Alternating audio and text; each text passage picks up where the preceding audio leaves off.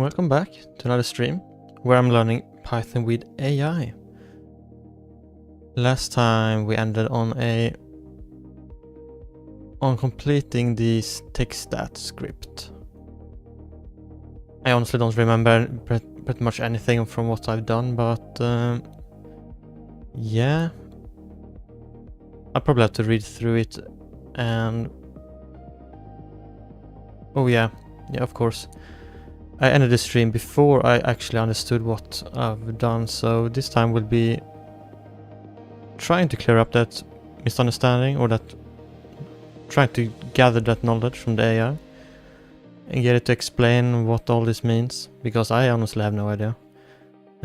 Some of it is pretty self-explanatory from the previous exercises, but I'm unsure about most of this stuff. So I think the best way to go about this is just going from the top to the bottom and going through each line and working on it until I understand it. It's the most boring route, but probably the most effective. I should probably lower this a tiny bit. Like that. And okay, so let's first look at the import section here. Import argparse. This we have already worked with before when doing the calculator stuff. And JSON for the formatting, I think, in this case at least. And then RE, support for regular expressions. I can't speak. Support for regular expressions. This module provides regular expression matching operations similar to those found in Perl. It supports both 8-bit and Unicode strings. Both the pattern and the strings being processed can contain null bytes and characters outside of US ASCII range.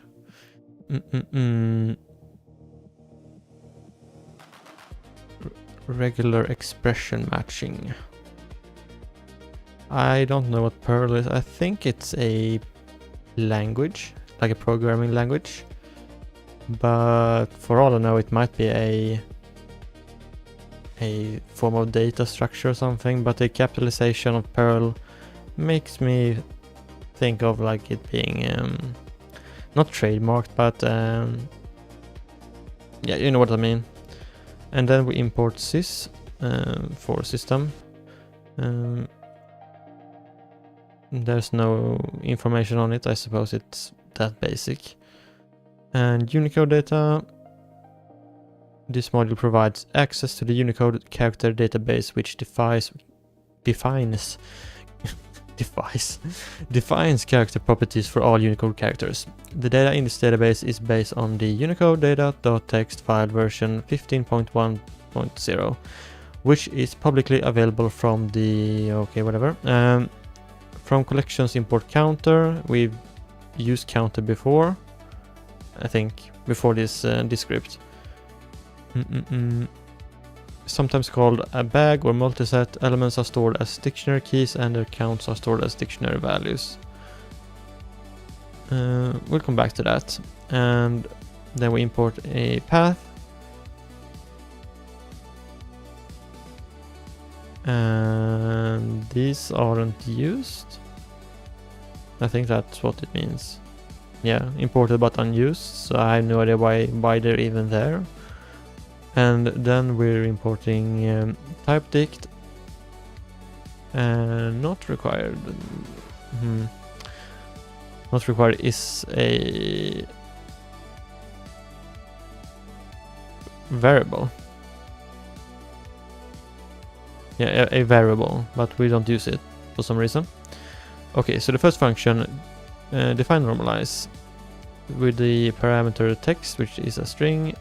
Do normalize a boolean, do lower a boolean, and we return a string. And here we have the nfkc canonicalizes.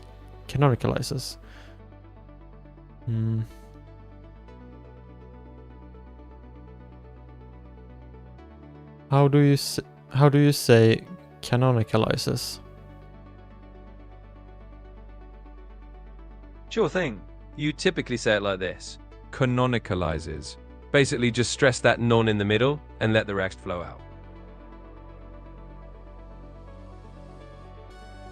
I've also moved this companion conversation thingy off screen, because if I put it like here, it will just cover this part here. And I mean, I could like put it somewhere else, but it's always in the way. So I'll keep it off screen, and I will also, instead of just muting myself, I will stop using the voice mode altogether between questions. So I will exit from the like doing that after the conversation is over, because I'm really annoyed about the timer for the voice mode actually counting while I'm having myself muted. So it's better to just close it down and take it from there instead. Okay. So NFKC canonicalizes visually similar forms. But what does canonicalizes mean?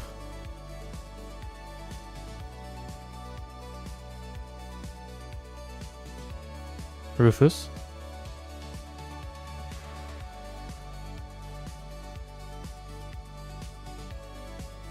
For some reason he doesn't respond. What does canonicalizes mean?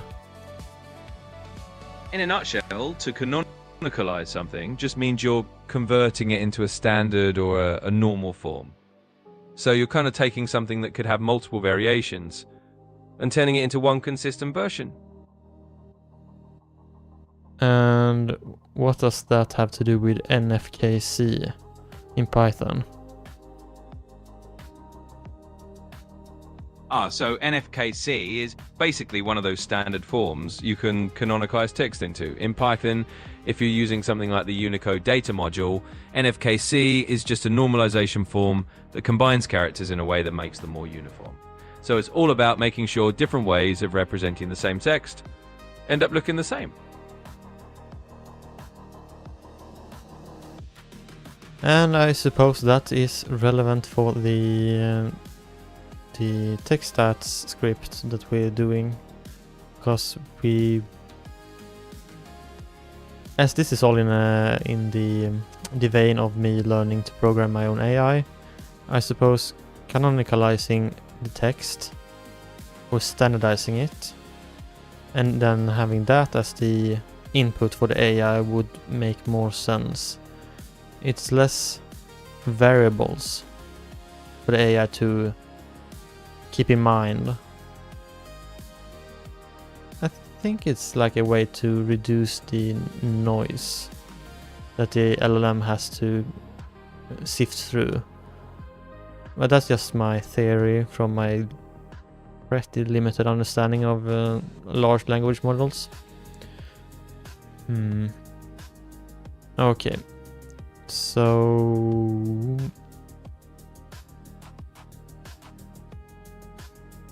then there's also the case fold. Stronger than lower, better for Unicode case insensitive mashing.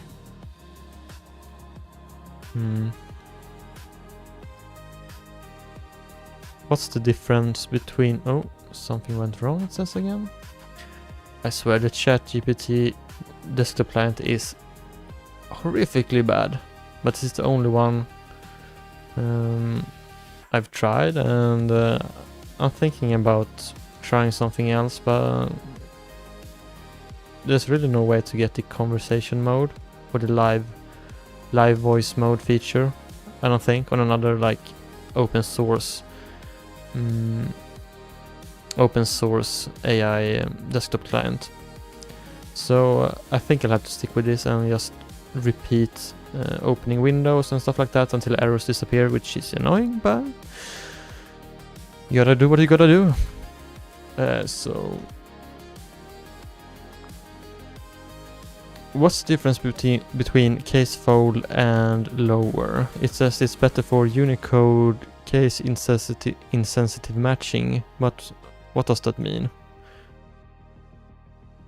Yeah, absolutely. So the idea is that .lower in Python is just going to turn letters into lowercase in a pretty straightforward way, but it doesn't handle all the subtle cases across different scripts and languages. Casefold, on the other hand, is kind of like a more aggressive and Unicode savvy version of lowercasing. It's designed to help when you want to do case-insensitive comparisons in a way that works well across all sorts of alphabets. So basically, if you want a more thorough, Unicode-friendly way to ignore case differences, Casefold is your friend. So it's simply a better version of lower, or a more broad version, more all-encompassing version? Yeah, that's a great way to put it. It's basically a more all-encompassing version. So where .low is just kind of doing a simple lowercase conversion, Casefold is like the more sophisticated cousin that handles all those extra Unicode scenarios. So if you want a more universal case-insensitive match, yeah, you'd go with Casefold. Okay, that actually makes sense, and that's interesting. Okay, so we use the parameter variable here, and we check if we do normalize, I should say, then the text parameter becomes, or the text, I don't know if you should call it a parameter when it's, I suppose as long as you don't reassign it to another variable, it's still a parameter, because it says parameter here. But if I were to do like, I don't know, like this, and then this will be a variable, but this will still be the parameter. Okay. Need to move my keyboard a bit. Like, there should be a good position. And then here we basically replace the text parameter with the Unicode data.normalize, and then we use this NFKC standard form.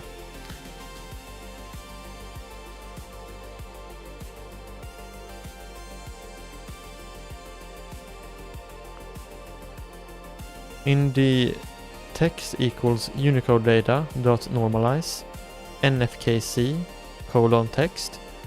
NFKC is in the position of the form in the normalize function, but I thought that was a standard for canonicalization.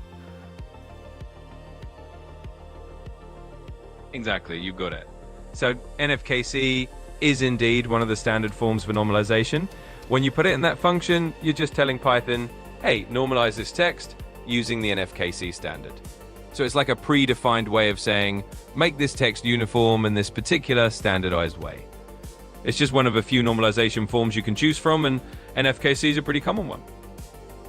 And is NFKC like a standard that goes beyond just normalization? Does it encompass like canonicalization as well, or I don't know, other styles of text? Yeah, you're right on the mark. NFKC is definitely a kind of canonicalization standard. It's not just about simple normalization. It basically combines characters in a consistent canonical form so that things that look the same really are the same internally. So it does go beyond just a basic transformation and is used to standardize text in a more universal way. So yeah, you can think of it as a canonicalization tool as well.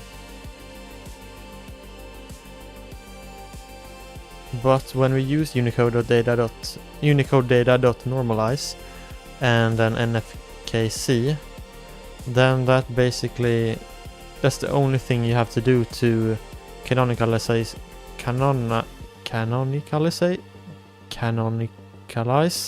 a certain text. Is that correct?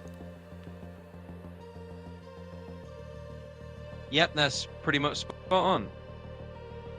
Once you've done that Unicode data normalize with NFKC, you're effectively canonicalizing that text into that standard form. So yeah, it's basically that one step and you're good to go.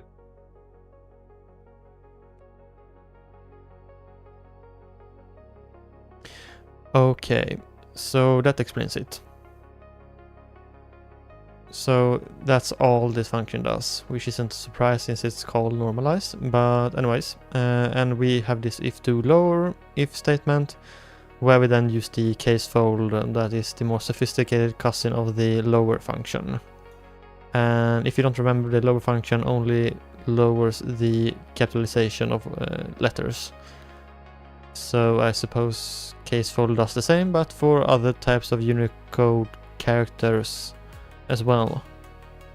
And then we return the text from where it was called. And then we have a constant that's, here's the RE, support for regular expressions, .compile.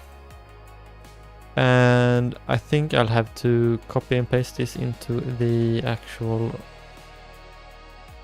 place here. I haven't asked about this before, have I?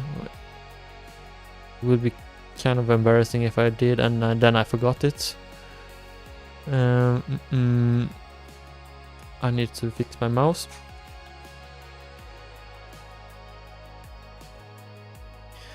And now it should work. Yeah, now it works.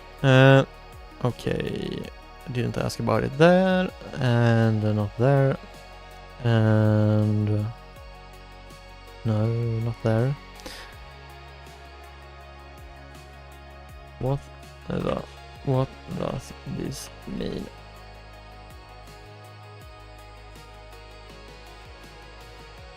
I hope it goes through step by step and explains everything. Sometimes it's a bit sparse on the details.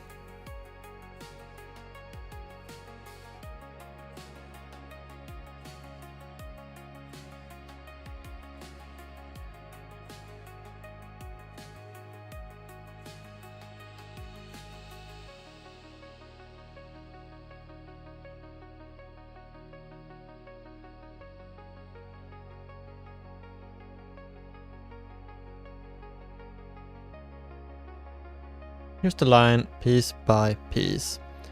Recompile, re.compile.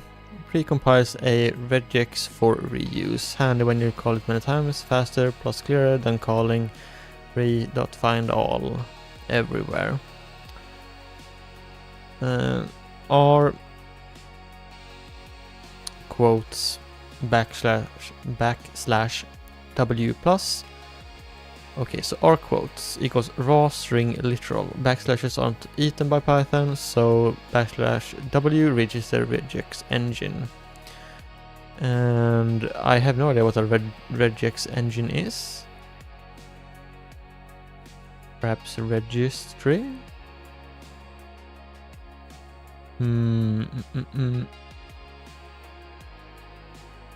I should probably ask about this before even reading the rest of this. What about this? It's unfamiliar to me.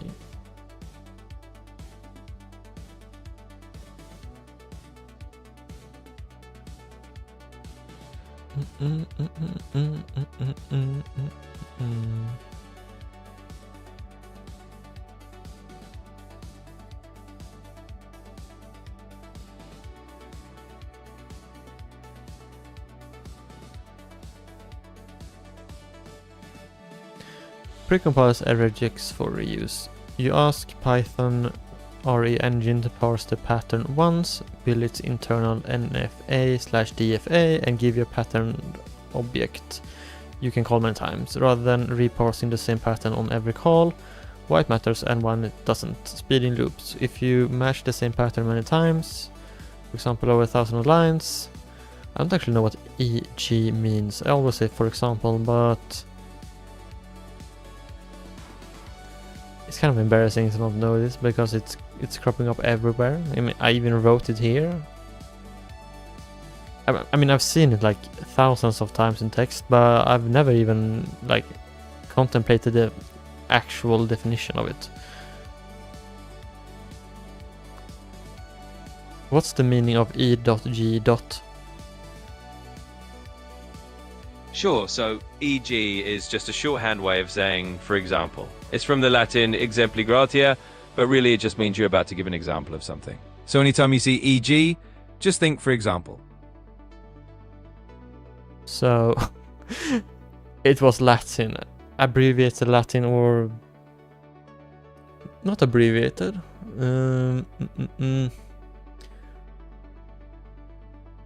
What do you call it when you use the first letters in a string of words? Like for a company name or something.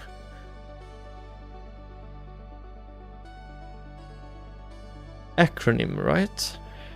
It's like an acronym for Latin. Well, it's no surprise I didn't recognize it.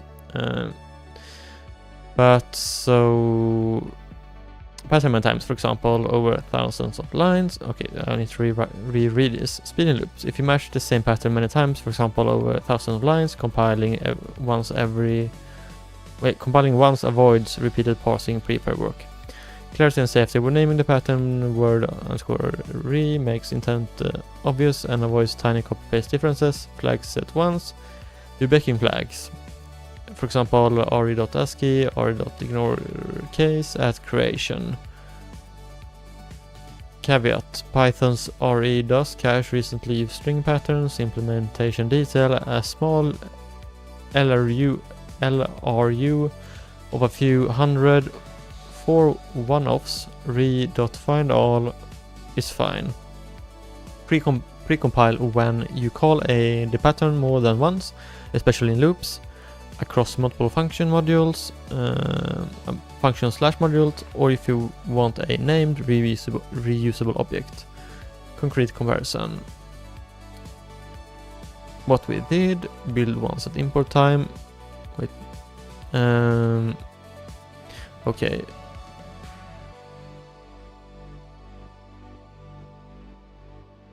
Oh, so it's giving me another function here versus ad hoc every call.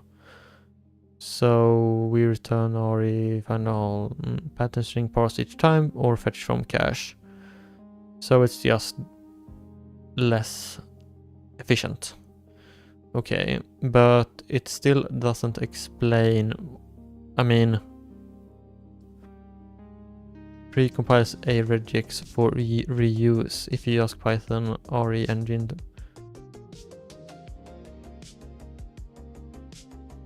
But I don't know what a regex or RE engine is.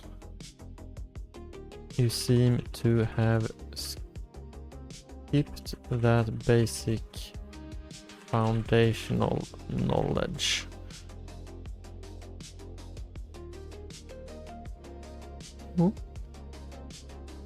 And a duplicate.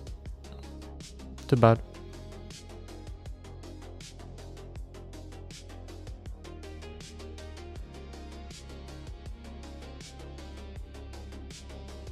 Right, let's fill a gap. What's a regex and the re engine? Regex regular expression. Oh, so it's...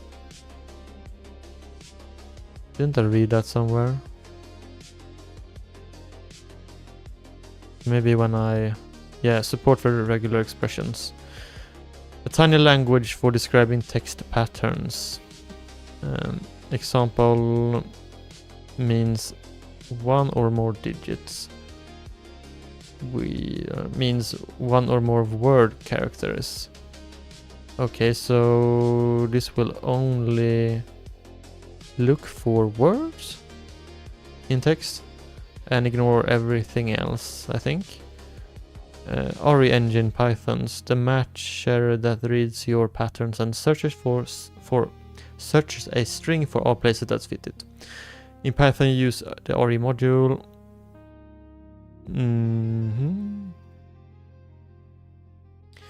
Yeah, so it's checking the string for these, and then it's returning it as a list. I think that's what this means.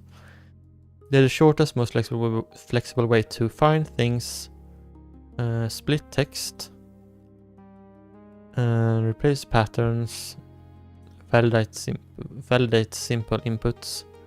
They're perfect for your text where you want a quick definition of a word.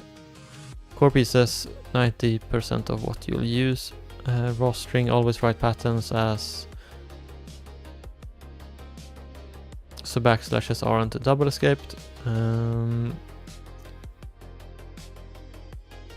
Oh, so this is basically if we don't use the R, then we need to use 2 backslashes to register the backslash. I think. Okay, so character classes /w word character, and that makes perfect sense. Letters, digits, underscore. Unicode by default in Pi 3. And wait, so we're actually getting words as well when using this? No, we're also getting digits when using this, but this is only for digits. And then we have the S for white spaces. Uppercase negates not a word character. Okay, so we always use lowercase for this. And quantifiers +1 or more. Well, we have a plus, but what does that mean? 0 or more. Question mark, 0 or 1.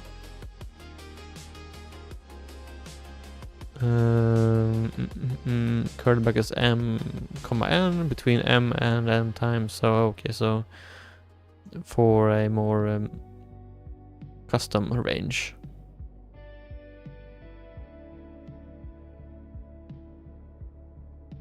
Anchors and boundaries. Start of string or line with it or a multi.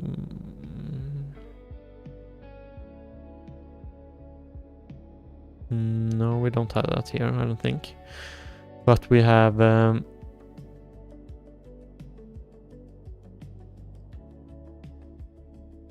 end of string. No, we don't have that. Okay, start of string, end of string, word boundary. I don't think it's relevant right now. And groups and alternation. Captures a piece, non-capturing, pipe or cat, pipe, dog. What? What? Cat, pipe, dog? I think this is called a pipe. But no, that might be something else. I think you might be use this character as a pipe when programming in Batch.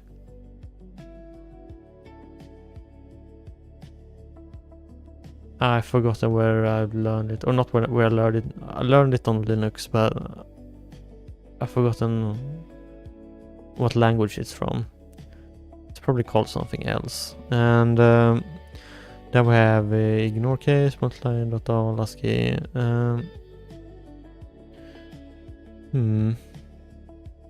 Tiny cookbook. Find words, your current code. Okay, so we have a nice little list here. So recompile. This is what we have here, and then we have flags.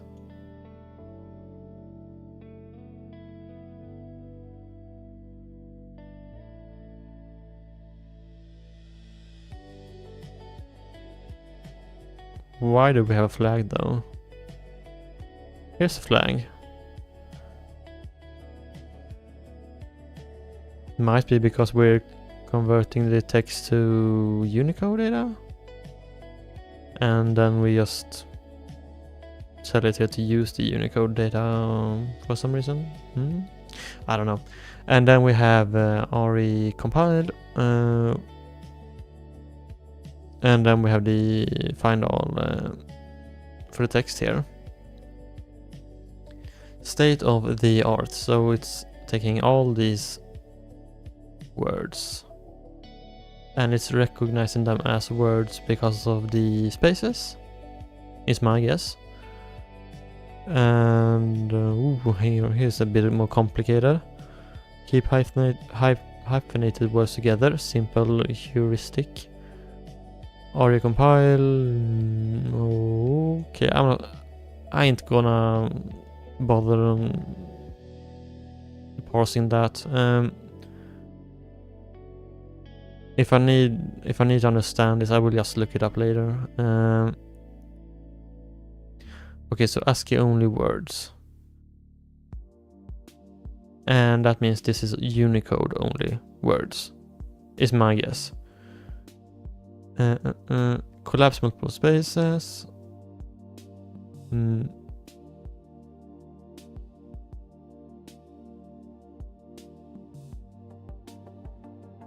I'm trying to figure out what this would actually do when run. I mean, it looks for spaces, white spaces that are 1 or larger. And I think sub here would stand for substitute. And it substitutes them with a single white space. And then we strip that to remove any lingering white spaces perhaps on each end, is my guess. Like if there were a white space at the end of the text, then we'd want to strip that as well. That's my guess at least. And grab numbers. Capture with names, but it's okay. So I don't actually need to understand all this just yet. Okay, about pre-compiling. Python caches recent patterns, but compiling at module top is clean and fast when you reuse a pattern like your word RE. How this ties to your text stats. Word RE equals rcompile says my word, a run of letters, digits, underscores, Unicode. Want different behavior, swap the pattern, keep the rest of your code.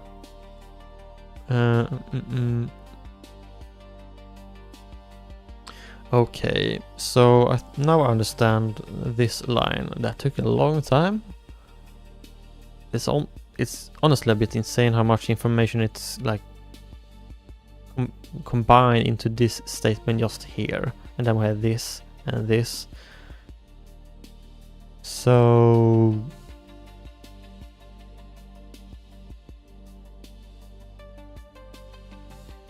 this is still tripping me up though. I mean, I understand regex stands for regular expression. Regular expression.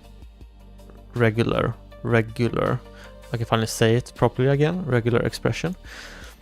A tiny language for describing text patterns. I mean, what does that even mean? A tiny language. A tiny language for describing text patterns. I mean, like a tiny data set or something for describing text patterns would make more sense. But it might be like a tiny language for the Python engine or something like that. I suppose I don't actually have to know the literal definition to move on, so let's just not. Okay, so we have this here, and then we have the function define split words, and we have the text parameter, and we want to return a list of strings, which we will get from running this here. So we return the word re, find all text. And that will return everything as a list, basically. All the words, all the digits, everything. I think, even underscores. And then we have a class top item, which is a typed dict. A simple typed namespace at runtime. It is equivalent to a plain dictionary. So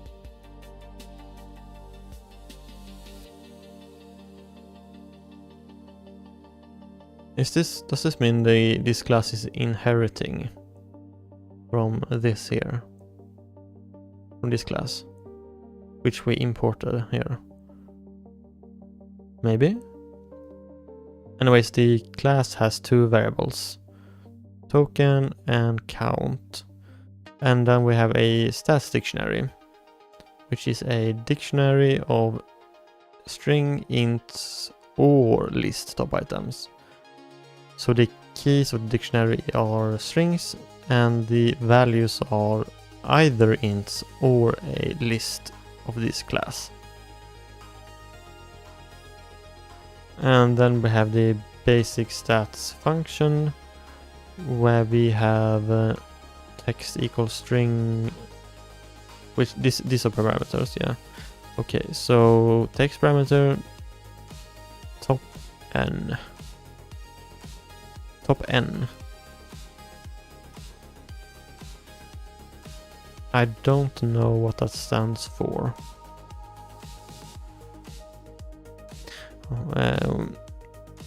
I'll come back to that. And then we have min length, which is probably the minimum length of each word. Like if a word can't be less than 1 character, so I suppose you could increase this if you wanted to, but we'll keep it at 1 to keep like single characters with spaces around them. And then we have the encoding, which is a parameter that defaults to UTF-8. And we want to return a stats dictionary, which is this object here. Returns a dictionary with counts and optional top words.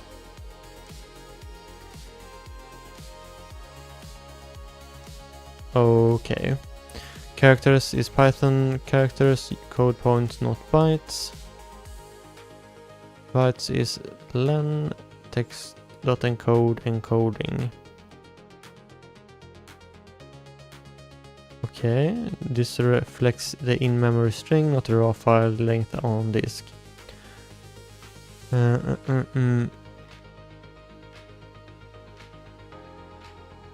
Lines equals len text split lines. Returns a list of lines in the string. This returns a list of strings. And breaking at line boundaries.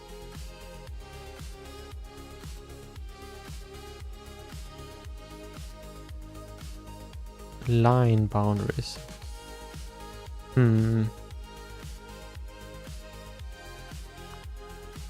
What is a line boundary in a string? So a line boundary is basically just the point where one line of text ends and the next one begins. In other words, it's the boundary created by line break. So if you have a string with new line characters like those VN characters, those are your line boundaries. It's just a natural breakpoint in the text where you move from one line to the next.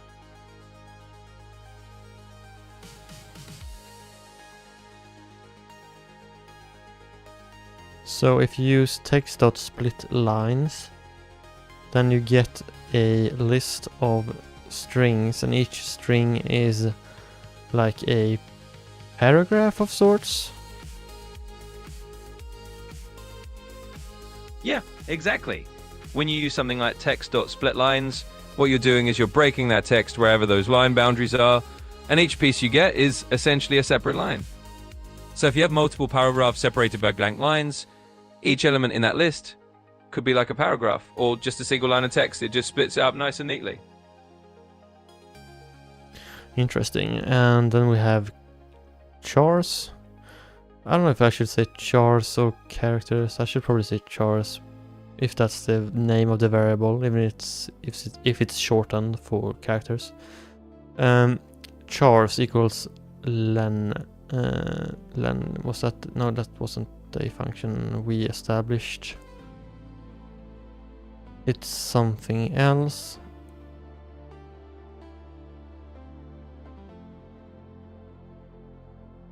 Return the number of items in a container. It's probably standard function of Python. So these are actually integers then. That makes so much sense. I didn't even register that they were integers because of this function here.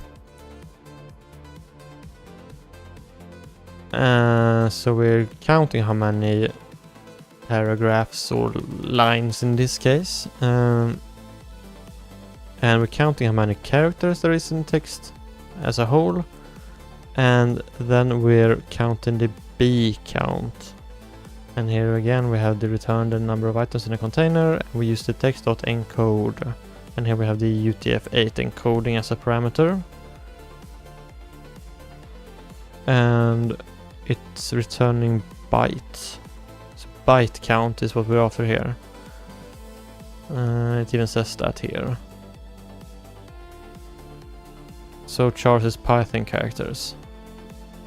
Okay. I don't know why we need this information right here, but it might just be for the stats that we'll later display. It might not actually be that relevant. And then we have the words. Ooh, okay. So W for W in split words. Split words is the function we established here that returns a list of strings. Okay, so we basically call this function which returns the list of strings, or all the words basically, and then we loop through all the words, and W here stands for the current word in the iteration. And if the number of items or the length of the word in this case is greater than the minimum length we set here, then we add it to this iteration count. This is actually a really clean way of doing it, and not like looping through and then using like words plus. I don't know. That's probably not a way to do it in Python. It's probably exclusive to the .NET. Is it called .NET? The .NET languages, like the C# and C++ or something like that. I actually don't know. Let's ask Rufus. Hey Rufus, is the ++ incrementation unique to .NET languages, or can you use that in Python as well? So in Python, you don't actually have the ++ operator like you do in some of the .NET languages or in C++. Instead, if you want to increment a number, you just do something like x equals x plus 1. So yeah, ++ is not a thing in Python. You just use the more explicit form. And is the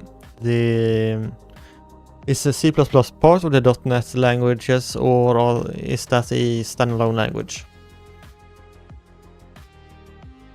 Yeah, so C++ is definitely its own standalone language. It's not part of the .NET family. It's been around for a long time on its own. The .NET languages are things like C#, F#, and VB.NET, and they run on the .NET framework. C++ is its own thing, used in lots of different contexts, and not tied to .NET at all. So they're totally separate in that sense. The more you know, the more you know. And if you didn't know, I have some previous experience with C# when I did the game development for a frankly long time, but it's been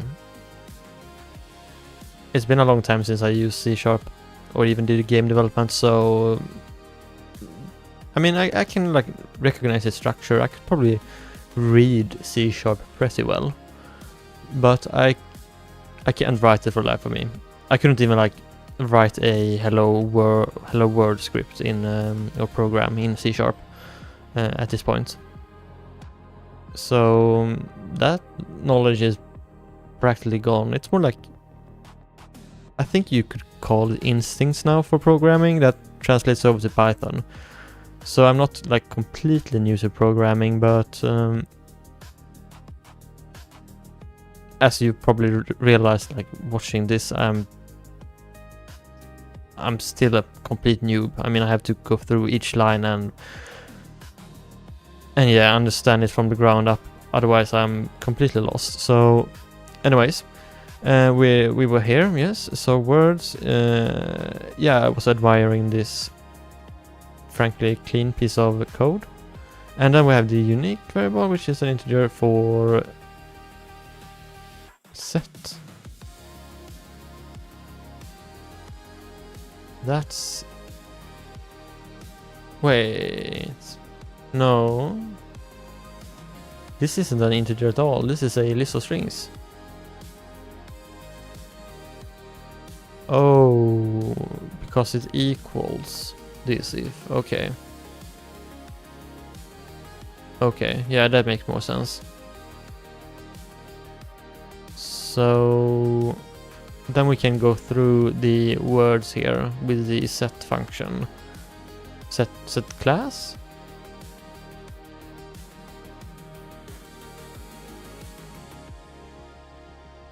Is this like a... Ooh, okay, I didn't... No, I don't want this. I really don't want to be here. Okay, anyway, we're... Okay, so we're getting the... I think this class is basically containing then each unique word. And then we use the len function to get the number of items in that class, which becomes the integer value for uniques. Okay. And then we have out, which is a new variable, which is a dictionary of strings, ints, or list top items. Wait. No, we didn't. Oh, of course, because of the stats dictionary here.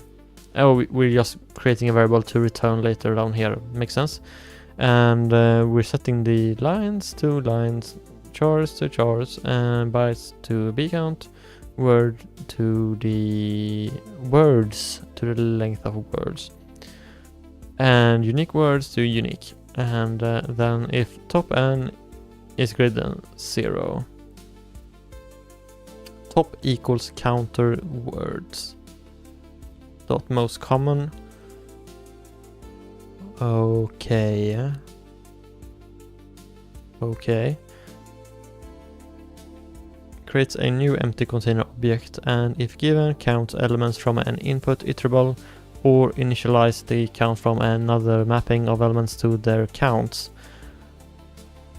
So this is the input iterable. And then we have the function here that uses that lists the n most common elements and their counts from the most common to the least. If n is none, then list all element counts. And we have the parameter top n. So top number, top n is probably top number or something like that. So let's say we have type 3, then we want the top 3 words in the list of text. And if we like use 5 or something like that, then we have the top 5 words, something like that. And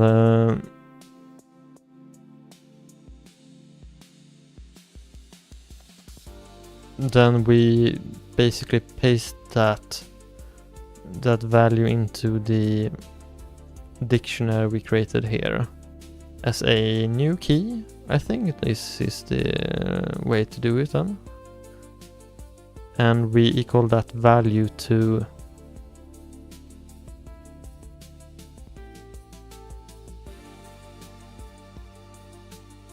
token.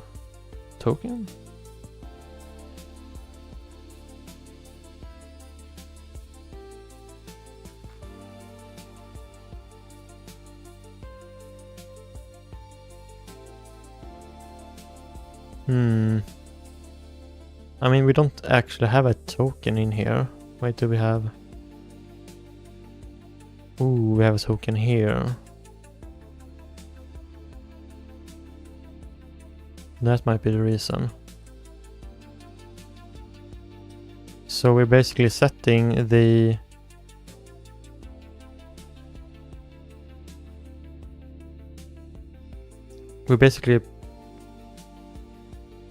jamming in the list of a list of top items. Yeah, oh, that makes so much sense. So top item is the list of top words in this case. So we create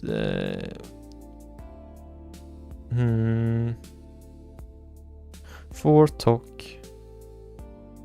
CNT count, I suppose, count in top. For toc count, for toc count in top. And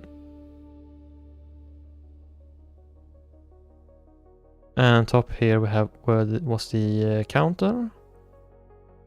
I've already forgotten what that was for. Create a new empty container. Okay. And then we get the most common, of course.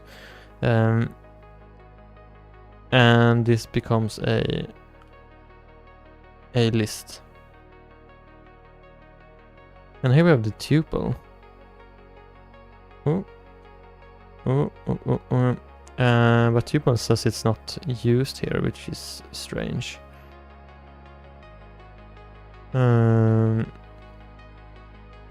Okay.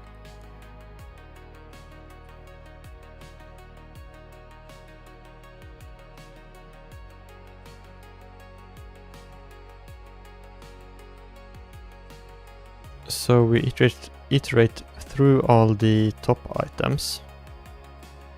And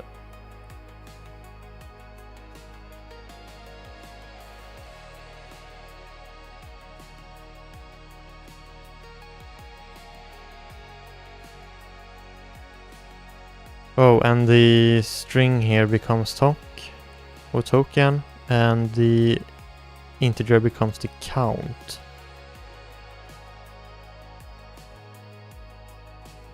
So for each of those, we paste them into the token, and then the value then there.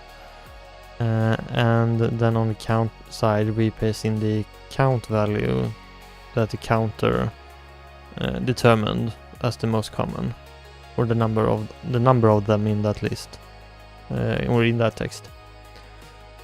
And that becomes a list of top items. And then we return it as the output, and that's a stats dictionary. Okay. And then we have the parse args with the parameter args_v, list string, or none equals none.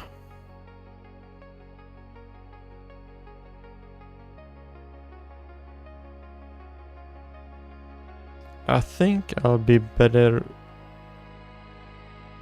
suited just finding that in here. How far up do I have to scroll is the question.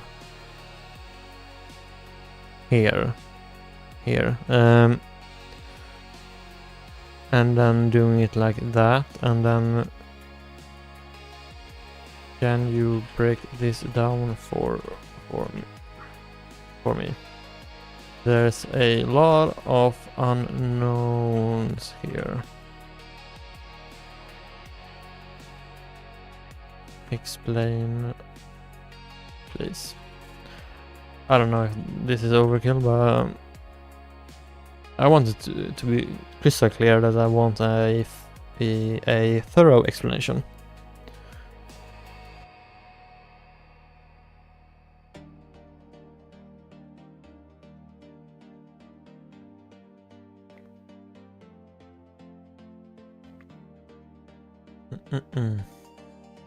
Okay, got you. Let's unpack that. Parse args function line by line to demystify every piece. Thank God. Okay, so define parse arg, the function definition here. Okay, so argv list string. This function accepts either a list of strings or none. Okay, I'm not sure why you couldn't like just use none. You have to use none equals none, but I don't know. I don't know why. If argv is none, argparse will read from the real command line. Okay, so we don't pass along anything, then it will read from the command line interface. Okay, and then we return type argparse.namespace, an object whose attributes wholly parse values. Okay. And the actual parsing we're doing down here then.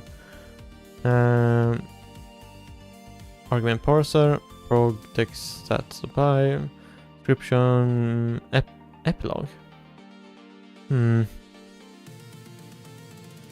Okay. This is another type of description, I guess.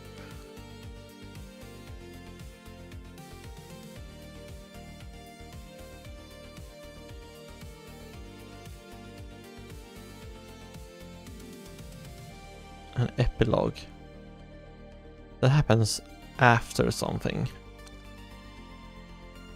If it was a prologue, then I would surmise that it would print this before everything else, but an epilogue should be after, but it might not even print this.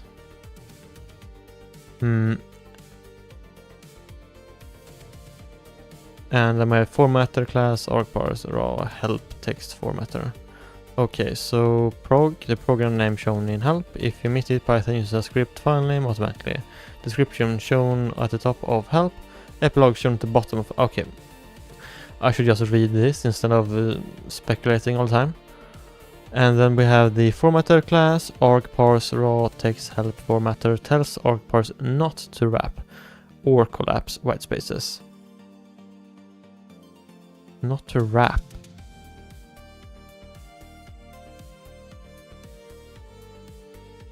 What does it mean to wrap or collapse white spaces?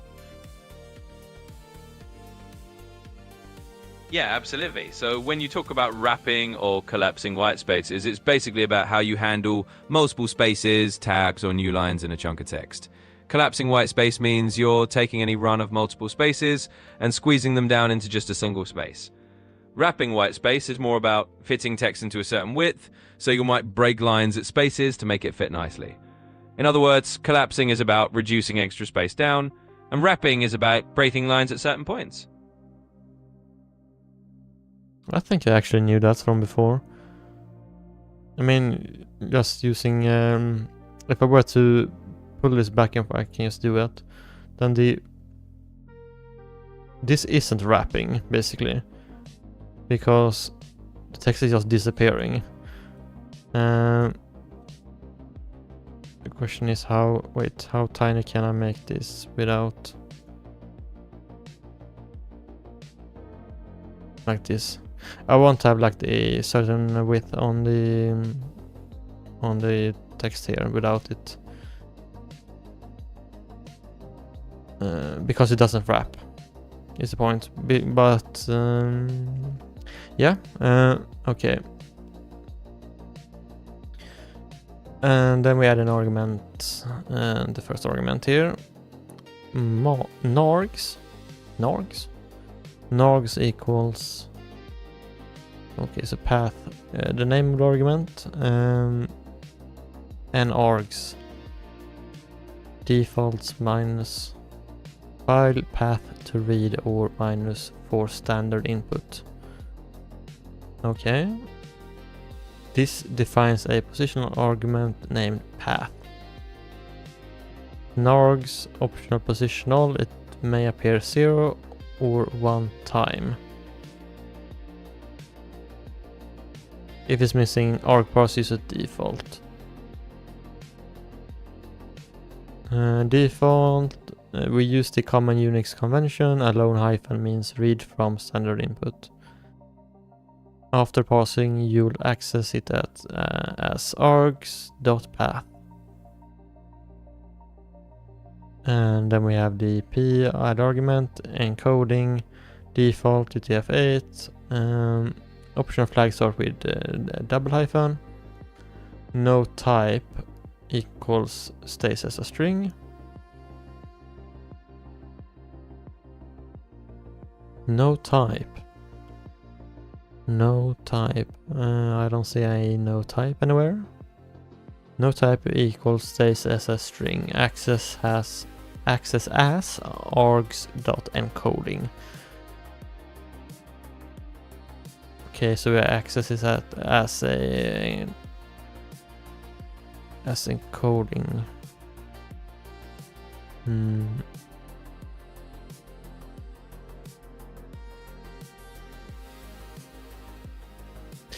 Okay, so this is just the encoding. We could switch the encoding with this argument if we wanted to. And then the add argument here, format, and this we've done before, so we can choose the format. And then we have the add argument top. Oh, the top words, I suppose, in this. Yeah, show top n most frequent words. This was the whole shibacle about top n in this list here with all the stuff. So that's where you set it in the arguments. And the same goes for min length. And we default it to 1. Ignore words shorter than 1. So ignore words that are shorter than 1 character. So ignore words that don't exist, basically. Hyphenated option names become underscored attributes. Hyphenated option names. Accesses args.minlen. Again, integer conversion via type equals int.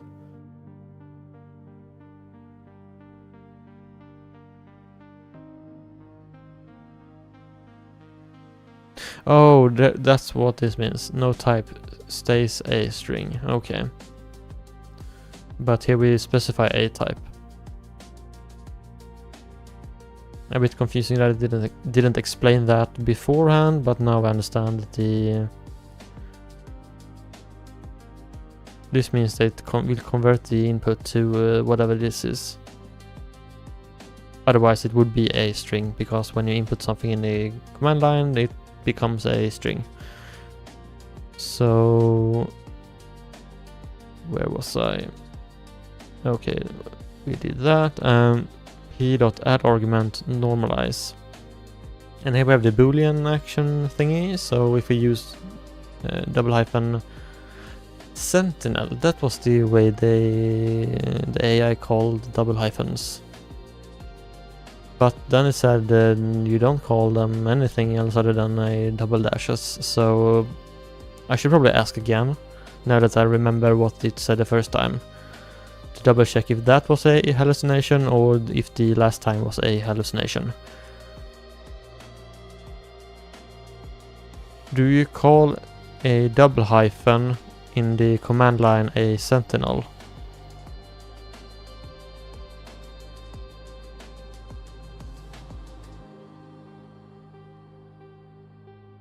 And for some reason it doesn't register my voice all the time. I have to like restart it and do it again. Do you call a double hyphen a sentinel in the command line? So it's not typically called a sentinel on the command line, although it kind of acts like one. That double hyphen is usually just called the double dash or the end of options marker. It's used to signal that you've finished listing all your options and everything after it should just be treated as a regular argument. So while it does kind of function like a sentinel in that sense, we just call it the double dash end of options. Then what is a sentinel? So a sentinel is basically just a special value or marker that you use to signal some kind of boundary or stopping point. In programming, you might have a sentinel value at the end of a data structure to say, hey, stop reading here. Or in a loop, you might use a sentinel to indicate when to break out of the loop. It's just a known value that acts like a signal for some kind of control flow.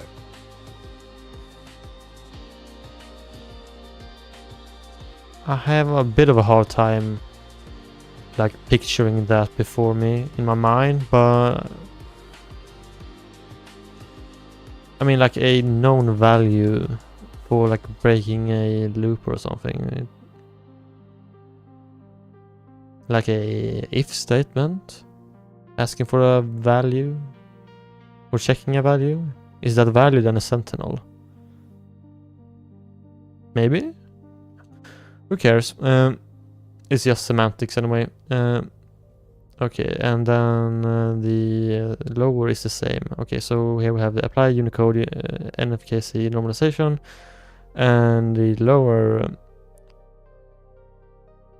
double dash argument. Okay, case insensitive via casefall. Okay, here we have the explanation for this as well. If the flag is present, attribute is true. If the absent, attribute is false by default. That's really handy. And then we have the access as args.normalize and args.lower, both bools. And then we have the last line here. Return parse args argv.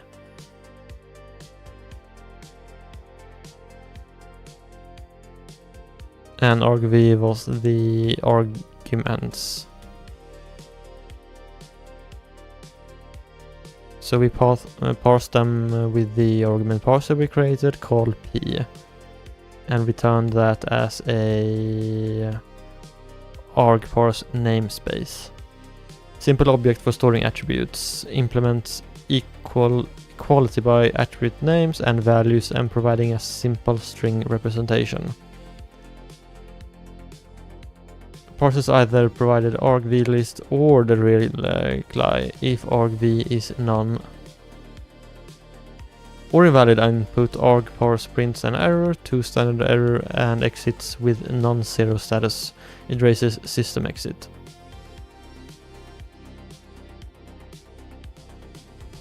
And system exit, if that runs if it exits on a 0, that means it's exited successfully, but if it exits on a 1 or something else, then that means the program has somehow crashed. Okay. What do you get back? Shape of args. If you ran like this in the command line then, like or in the terminal, then these are the arguments. Parse args returns a namespace roughly like okay, path, readme, Unicode, UTF, because that's the default, format text because that's the default and we don't set anything else, and top 5, the top 5 names then, and min length, since we didn't specify anything else, that's the default, and since we didn't say to normalize, it doesn't, and as we said to lower, it does. Or it doesn't do anything here, but that's the instructions basically. You use this in your main. Yeah, okay, we'll get to that. And then we have the function define read text path string encoding string to string. If path equals a dash, then we return with the system standard input.read. And the standard input is something. Otherwise we return with the path that we specified. And we read the text with the specified encoding as well.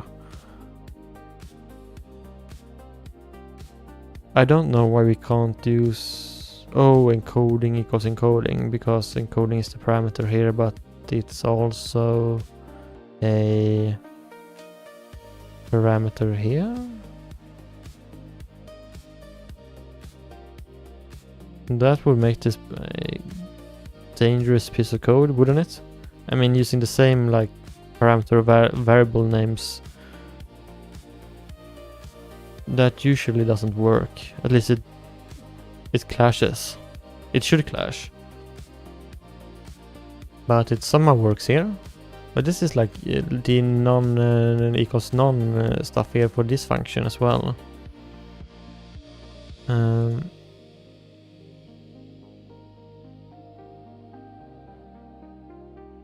I'm a bit curious. This line here keeps following while I scroll down, and if I reach, okay, this does the same. But since that's such a small function, I didn't register it at the start. Okay, I probably need a wait. I'm gonna try asking the AI my voice mode. What does sys.stdin? Shit, I meant what does sys.standardinput.read do?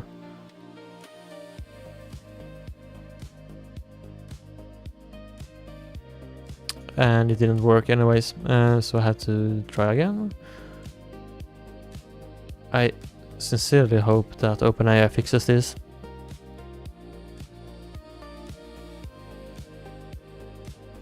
What does sys.stdin.read do? Yeah, so sys.stdin.read in Python is basically a way to read input from the standard input stream. If you're running a script and you want it to just slurp up everything that gets piped into it or typed in until the end, you use sys.stdin.read. It'll just read all of that input at once as a big chunk of text.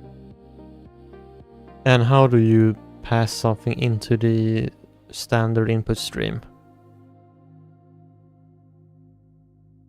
Yeah, so one of the common ways you do that is by using a pipe on the command line. For example, you might have a command that outputs something, and then you pipe it into your Python script.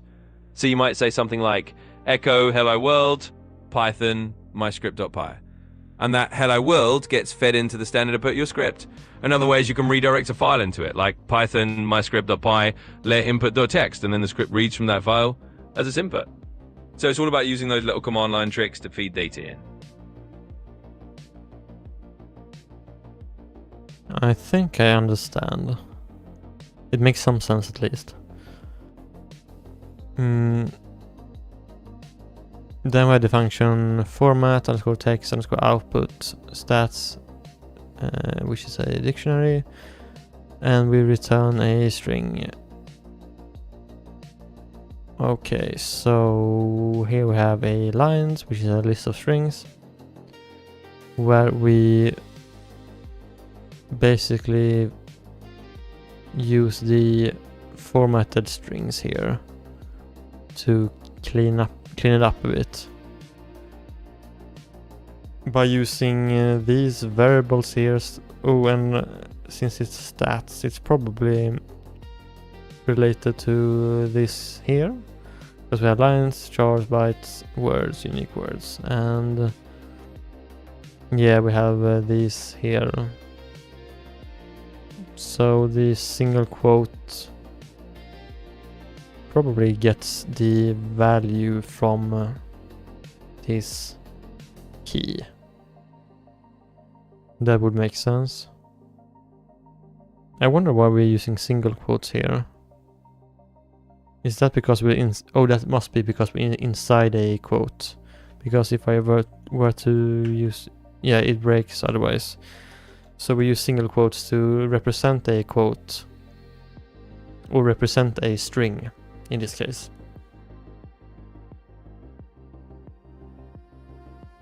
Okay, and then... if top in stats... Oh, if we have the top list in the stats. Lines.append. Then we add...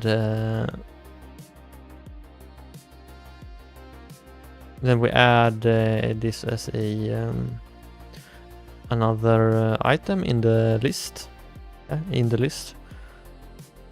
And then we have width, which is an integer, which is a return of the max function with a single iterable argument return its biggest item. And we check for the token in the item. Oh yeah, for item in stats top. So we loop through the top. Top was a list of the dictionaries, if I'm not mistaken. No, a list of classes that acts as a dictionary, I think.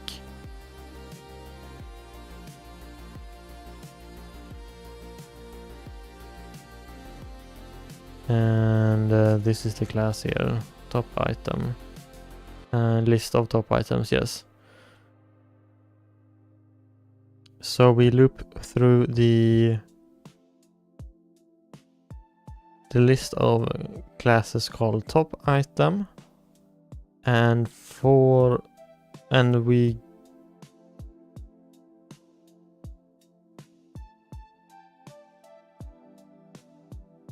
we call that class the item because it's in the list. And then we check the length of the value.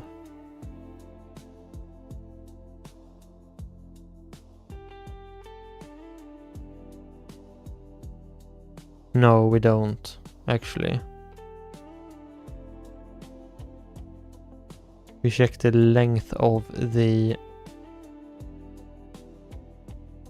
key, or in this case token, which is the word. So we check the number of letters in the word.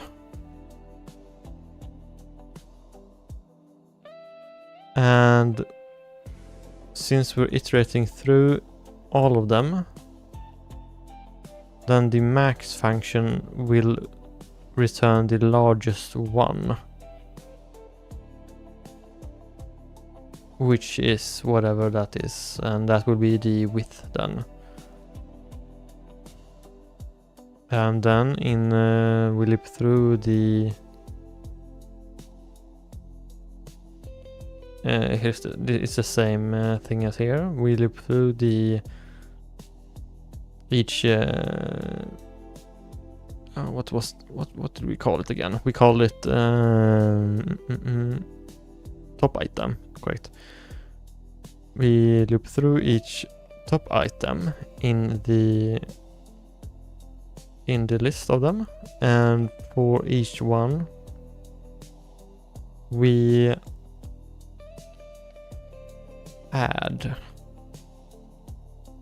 this string here, which will basically add self on top of either below this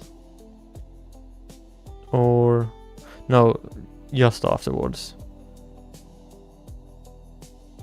like right after this string here. And it's a formatted string, and we add this space here so we have the same kind of formatting or look of it. And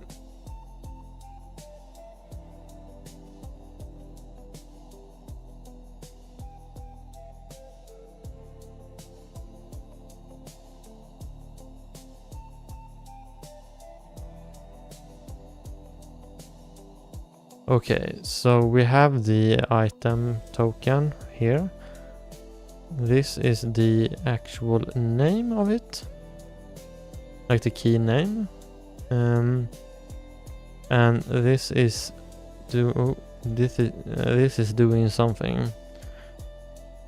This is some type of formatting to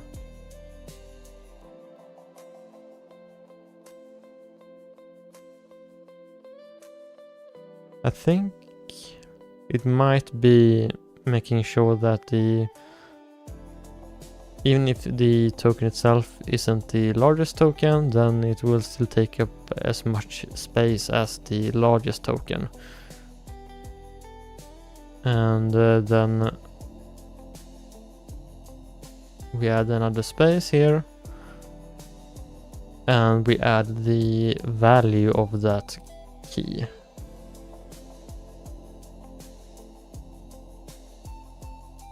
And then we return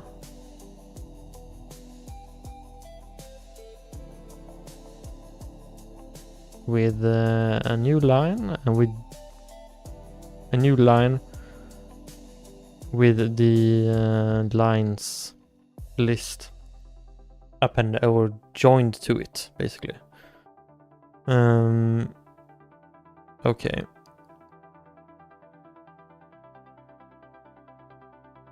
I feel like I need to know what that does more specifically, because I'm curious.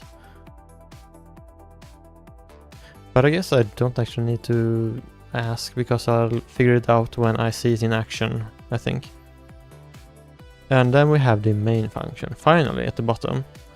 Main args the list of strings, yeah. And we create a variable called args, which is a namespace, and the namespace is something like, wait, was it down here, like this? And we return nothing.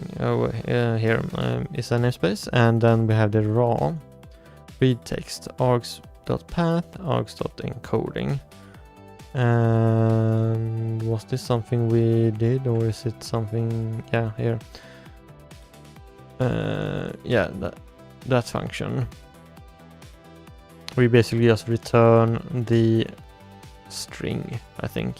Yeah, the string of the file or whatever that we're reading, and it's just a raw text file, or raw text in this case. One large raw string. And that sounded very strange. And then we have prepped. So we take the raw string and we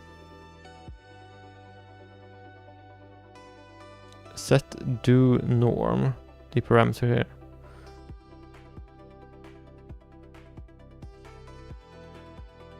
So this is actually setting the parameter by doing this.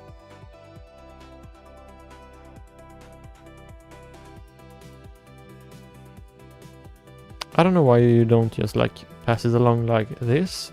I suppose this might be less clear, and that's the reason why you do it like this, just for your own like peace of mind, to understand that do norm equals args.normalize and do lower equals args.lower. And then we have the stats variable, which is the dictionary of strings, ints, or list top items, and it calls the basic stats function, which returns the stats dictionary class. It was a constant, right?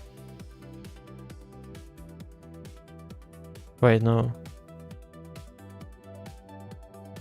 It's just a... No, this has to be a constant. Doesn't it? I mean, it's outside a function.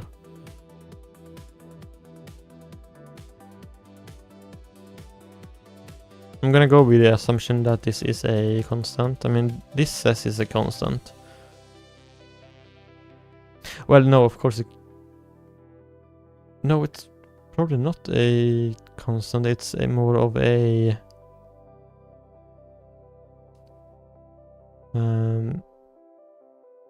well, a type, I suppose.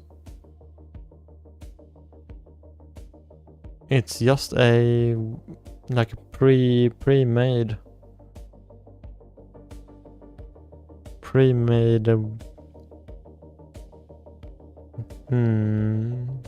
not variable, but format perhaps, or type.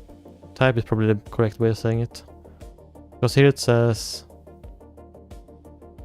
it says class here, but wait, we're here. It says constant first here, and here it says type. So that's probably the correct word, a type. And here we can set a variable to the type of static, which we define here.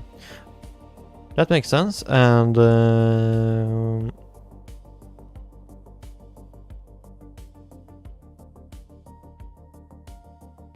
why was I so focused on that? Was it because of the basic stats? I don't remember. Okay, so we use the variables here to set the text then to prepped, because we've normalized it and stuff like that, and we pass along the top numbers as its argument, and the min length as its argument, and the encoding as the argument. And then if args.format equals JSON, then we print the JSON.dump stats, ensure ASCII equals false. Else we print the format text output stats, and the format text output was this function here, which is basically just formatting the text output. Such a shocker, but yeah.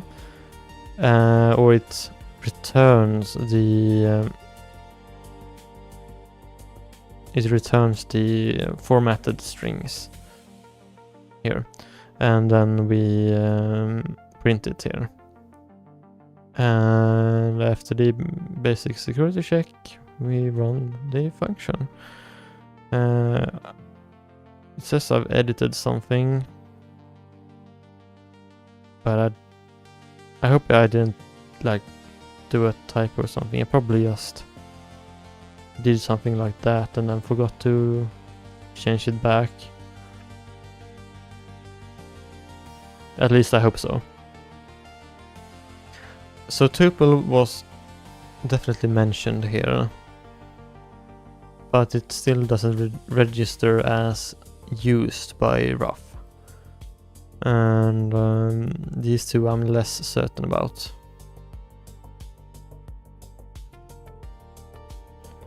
Okay, but I mean, we've gone through the whole text, and at least I think I understand everything. Maybe not to like a complete holistic way, but at a surface level I understand everything.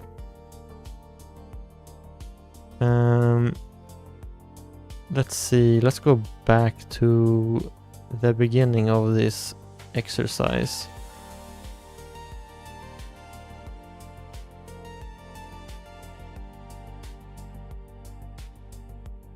It should be here probably, yeah.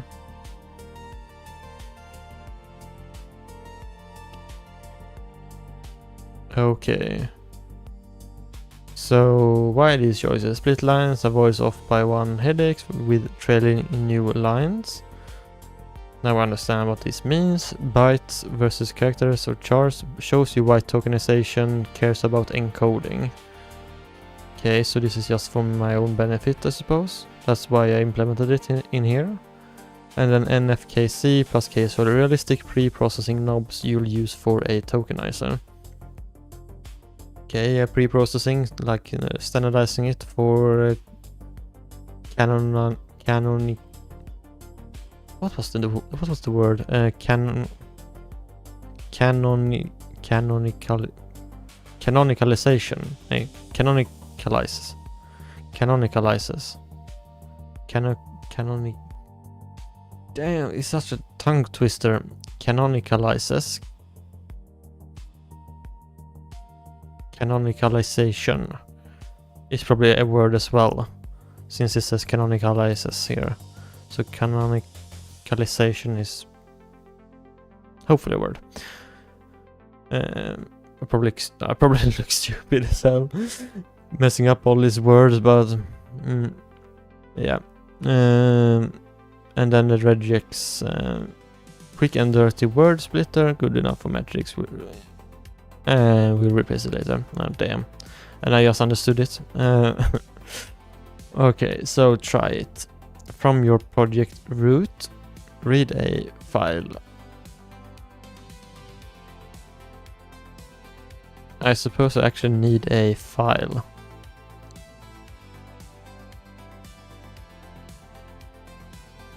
Yeah. Okay, so I'm gonna take a short break here, like really short. I'm going to use that break to find a text file with some varied words and stuff like that. Probably copy and paste it from the internet somewhere. And go to the bathroom and get some more water and stuff like that. So I'll be back in probably like 5 to 10 minutes. Something like that. Hopefully. And I'll do...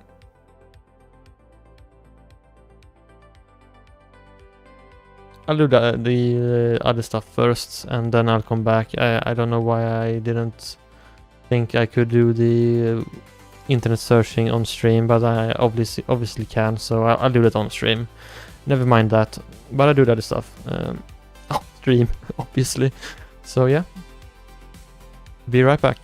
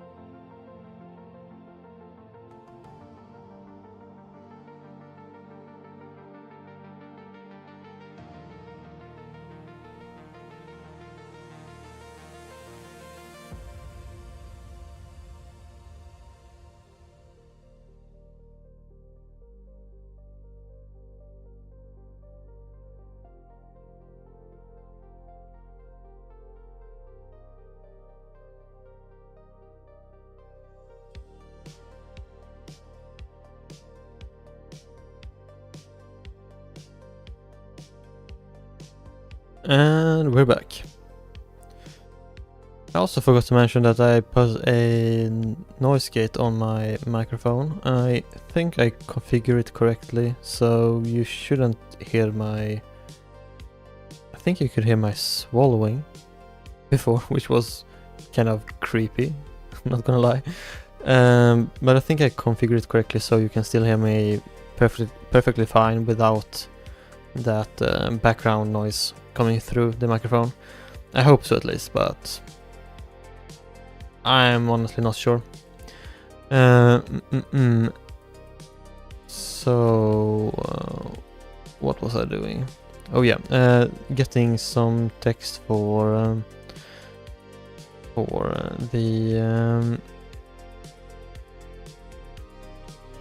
the test. I suppose I could just do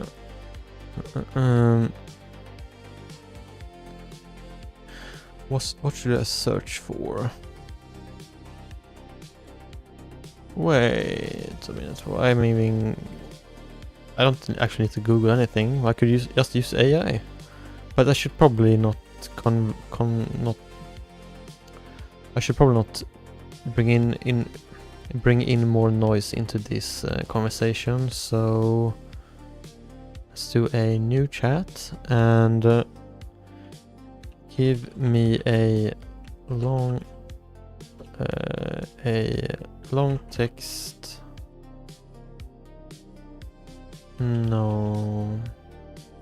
Write a short story about a rock finding its place in the world. Make it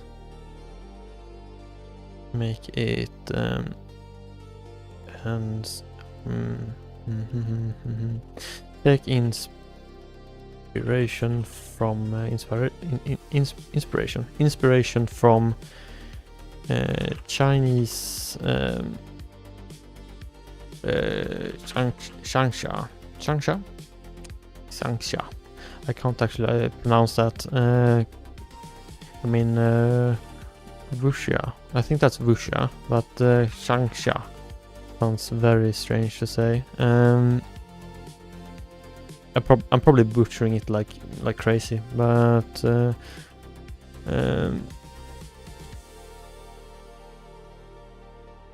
make it... What's a reasonable word count? Make it at least maybe 2,000 words long. That's a reasonable chapter length for a web novel of some sort. And it will probably switch to the thinking model automatically when I give it this instruction. And I'm gonna copy it for later use if it doesn't, but it does. Thinking longer for a better answer. I don't know why I chose a story about a rock, but it was the first thing coming to mind. I've never actually done this with an AI before, just prompting it to make a short story. It will probably suck, but it should at least provide a varied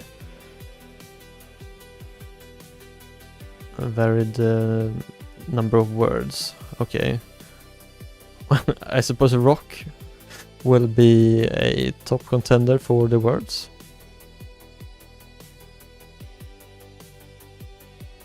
I'm honestly almost curious enough to read this. Should I?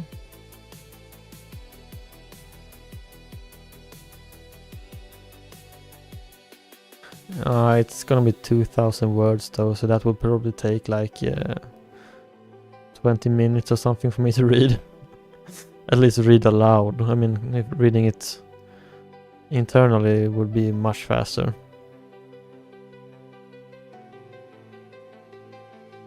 Anyways, I need to create a new text file somewhere. Should I create it in the project folder or somewhere else?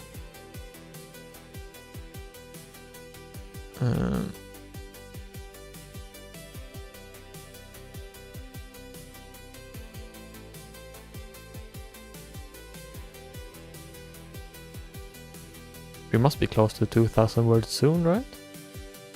Maybe this is like... No, this is probably like a 1,500 words.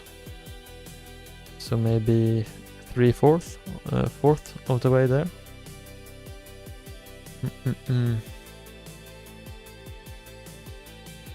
crane nodded, because cranes are traditionalists by nature. Did not stay. Birds are moved by hunger in the way mountains are not. But I visited again in autumn and left a feather on the cypress.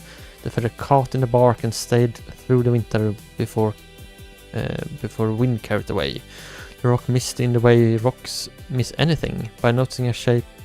The rock missed it in the way rocks miss anything by noticing a shape that had been there and was not, and fitted itself to the absence.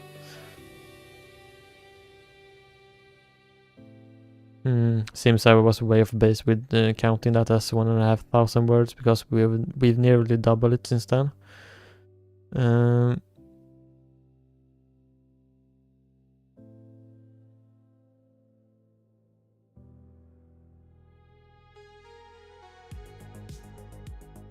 Okay, I'm not even kidding any longer. I want to read this.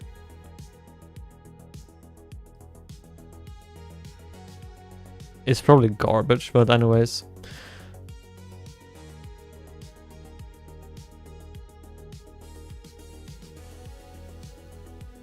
Oh, finally. Okay. Can I can copy it here. Okay, wait. Will I get anything else? No, only this text. Okay, great. And then I can go back to... Not there. Here. Here. Okay, so... Oh, and I have to scroll way back up again. To here. From your project root.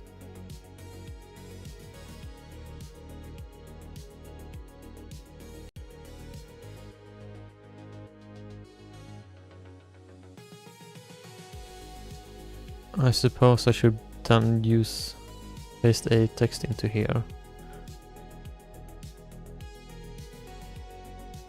Can I no, not open editors. If I can find the folder here, then I could just use the notepad. And then let's name it readme text. And then paste it in here. And the formatting seems alright. And then we... No.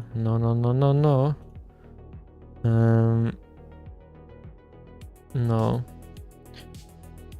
We don't want that. We actually want like this read me without the dot text, since it already has that ending. Okay, and then we save that, and then we should have a readme here. Okay, and it looks weird in this editor. That was the reason for me using a notepad instead.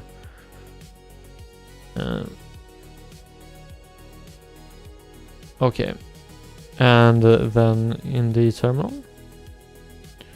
we do python text stats.py readme.txt top 5 and lower.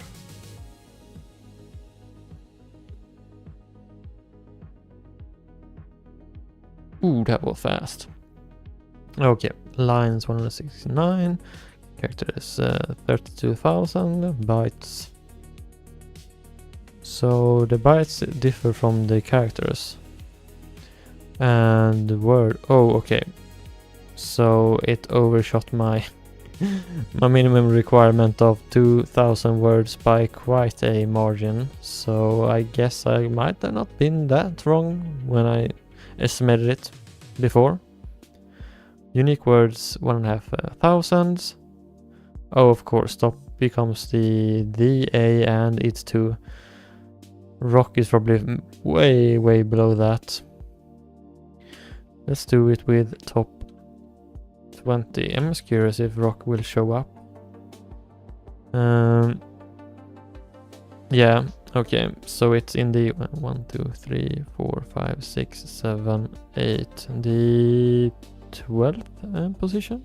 No, wait. 12, 13, 14, 15, 16, 17, 18, 19. Now the 13th position.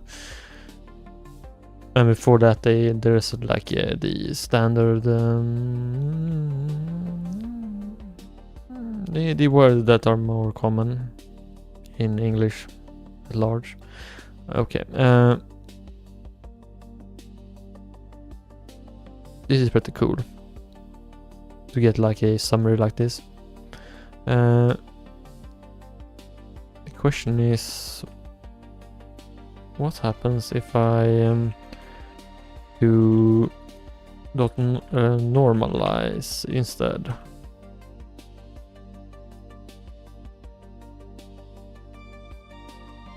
Wait, I should use do a lower as well, so I can easily compare them here.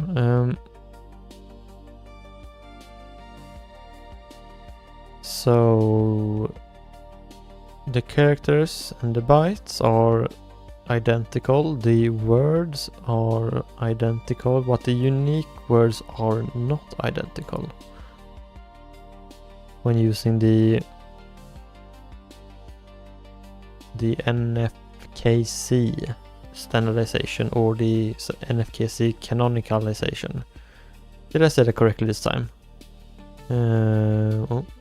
No, not that. Oh, where did the terminal go? There. Canonicalizes. Then canonicalization has to be the correct way to say it. I hope. Wait.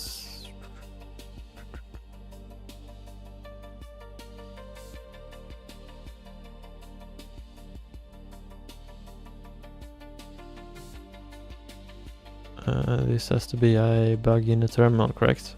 Because it says top 5 and here we have top... We have more than top 5 there. If I do...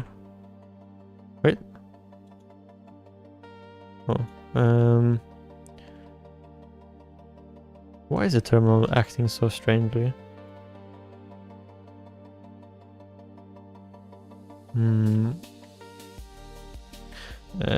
Normalize, and here we only have 5 words. Okay, and lower. Yeah, but the unique words do differ, and the amount of the A and to it, the A and to it also differ. That's really interesting. I wonder if the formatting, or the normalization I should say, or the case fold, if they have like destructive properties on the text. They shouldn't, because what would be the point in it destroying itself?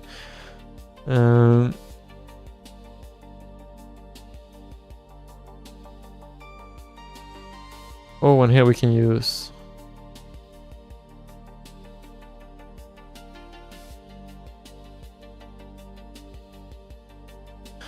Wait, so if I were to go into the folder here, then run a terminal here.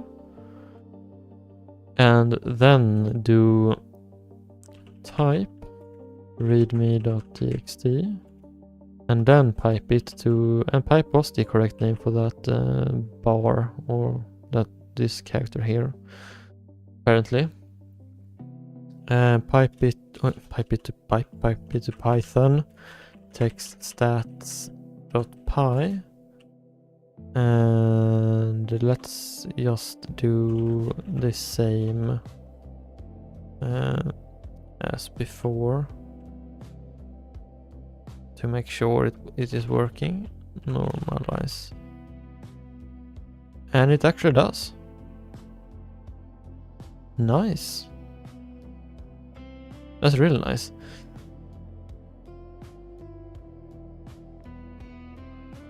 Okay, then let's try the dash and the format, the JSON. And then we get it in this format instead, which isn't as nice, but it might be more useful for importing it into other applications or something like that. Not for human eyes, but for processing later.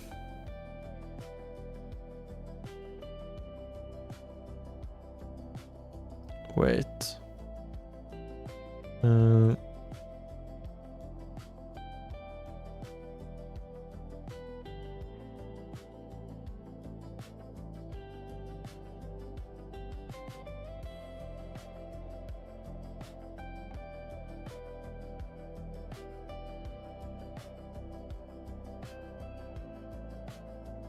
Okay, so this is just to show the difference between the normalization and case effects.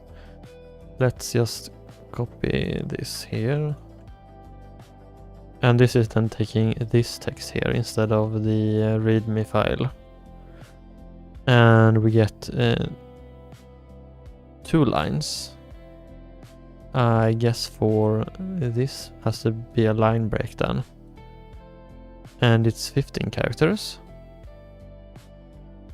15 bytes and 3 words. Does this count as a word then? Or maybe this does. No, I don't know why that counts as a word. Could I do top 3 then to see the... Okay, now it shows me the actual words here. So this counts as a word, and the line probably means it's a simple break here, not. And this complete string here isn't a line break, but this is a line break.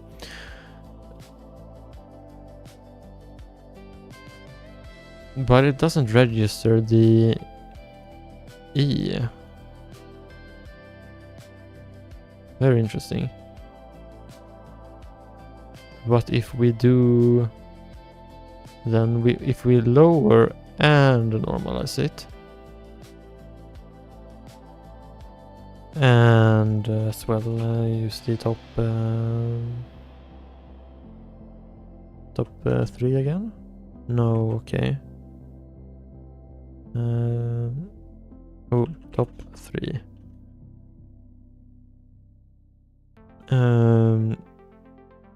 So it becomes lowered and normalized, and then we remove the apostrophe E. I don't know if that's really good, because here it says 2 tokens, caf and cafe, because of punctuation. I should probably investigate this to make sure. When I try to run this, I only get what was the cap and cap get calf use 9e, and run this, I should say, run this with a top 3 and calf.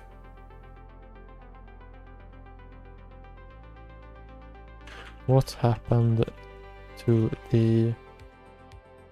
Wait, E, that's the correct apostrophe, right? Or do we even call it a apostrophe? I don't know. It might be called something else. What happened to the character?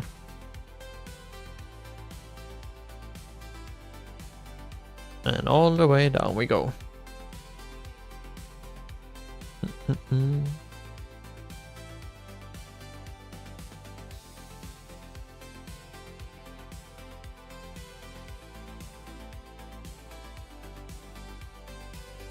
Oh, this is an issue. Or maybe not.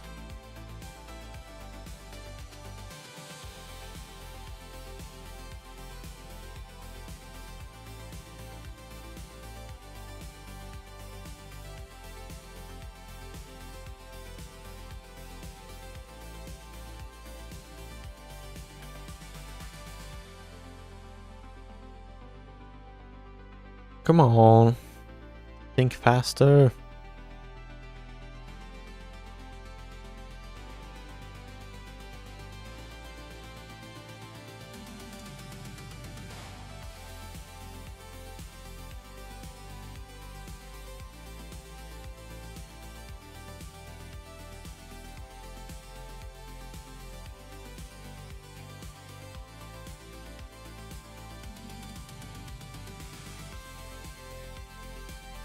I haven't actually had a problem with this client today.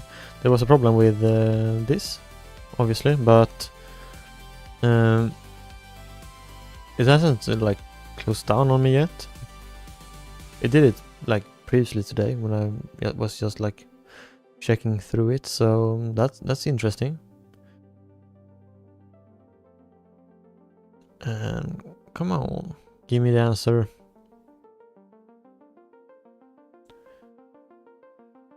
Thought. I would hope so. Now give me the answer, Rufus.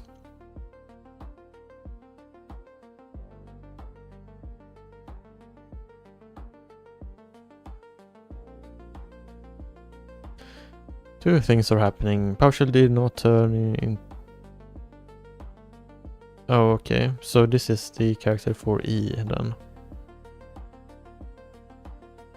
Plain text, okay, it becomes the 2 tokens calf and use one of these to actually press E.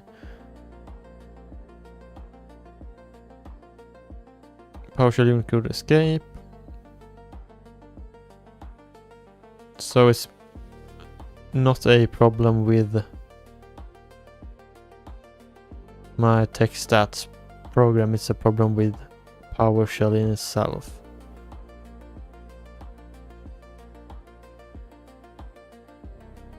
I suppose I could just use this to test that idea.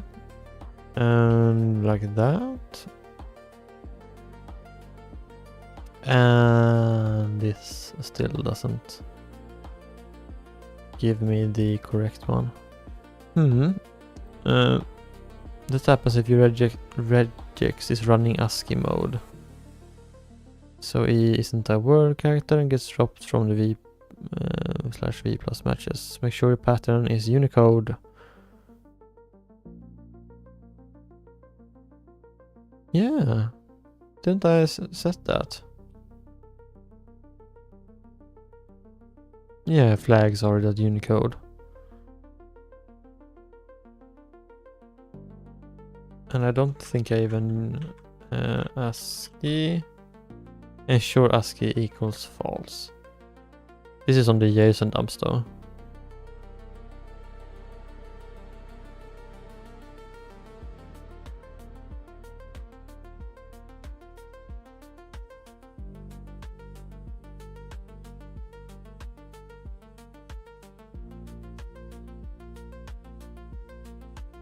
I suppose one way to check if check this is just doing like this and then doing a new text document here, readme 2, and then doing the cafe and I don't know, doing like this and then hello and then doing a few of those and then the cafe with the caps on and a few of those as well, and then save that and then do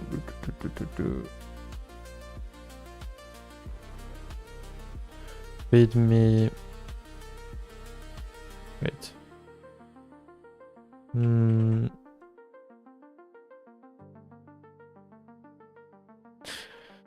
I don't want that format. I want the top 3.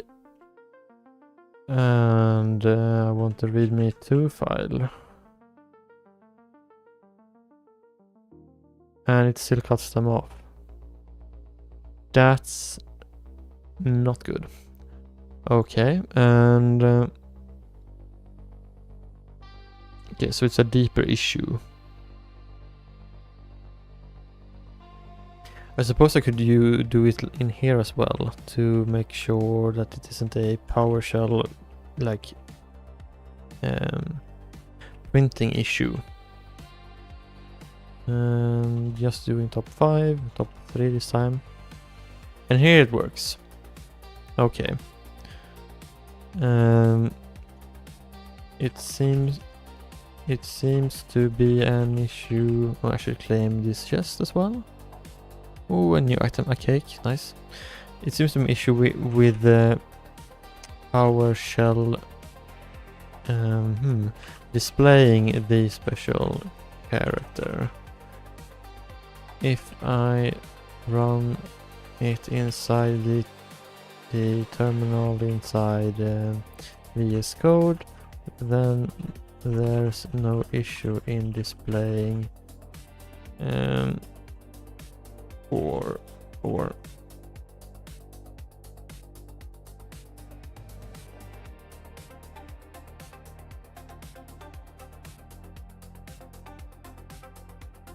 I don't know if I should actually be chasing this line of errors. I mean, I don't actually use PowerShell for this, but maybe I will in the future. So it might be worth fixing, or it might not be. Oh, and here's the error. Great. Probably because I spoke too soon. I jinxed it. Oh. Okay.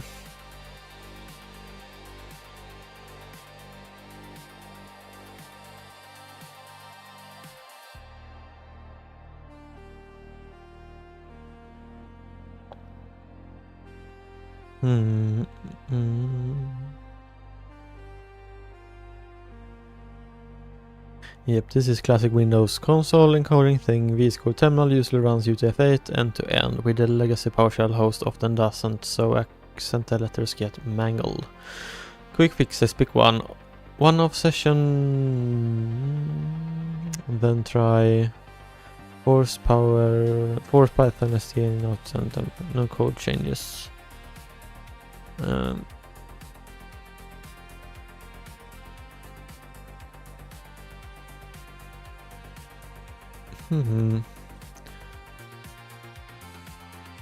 So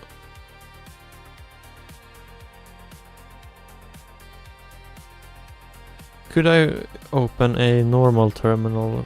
Wait, this isn't this.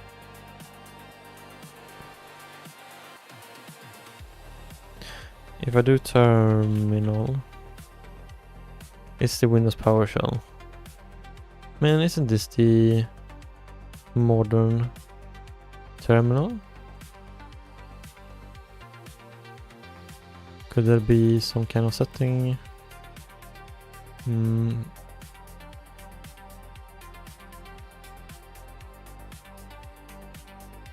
No, I don't see it. Okay.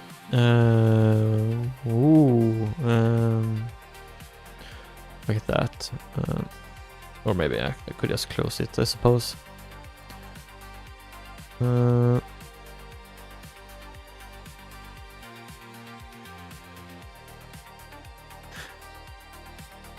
I suppose I could just stick to using the integrated terminal for now.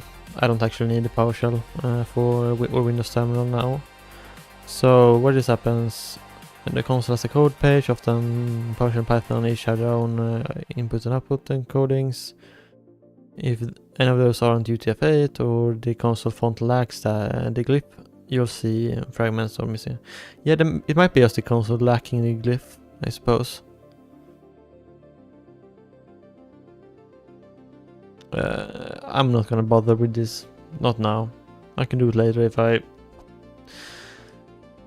get bothered by it again.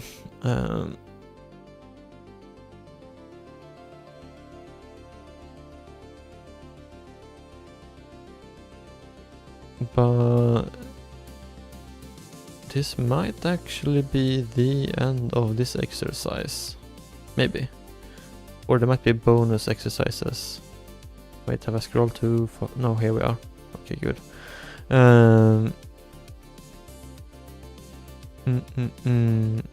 Tests, focus, and small. Okay, a test. Should I be doing these?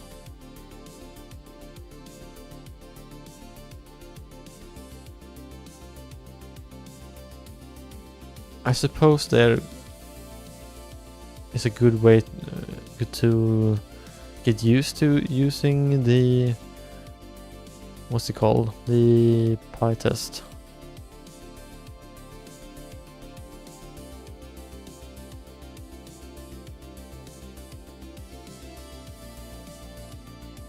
Why not? Let's do that as well. And we do it in the tests folder, and I'm gonna actually delete this since we don't need it. This I'll keep for now, and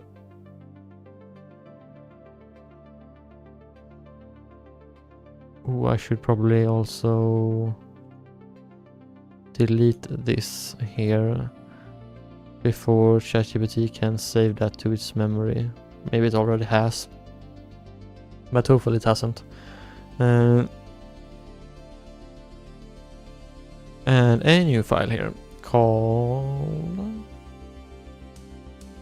test underscore test text stats to get some actual programming done today. This has mostly been a stream where I figure out what I've already programmed, and that's not very interesting. Educational, sure, but not very interesting.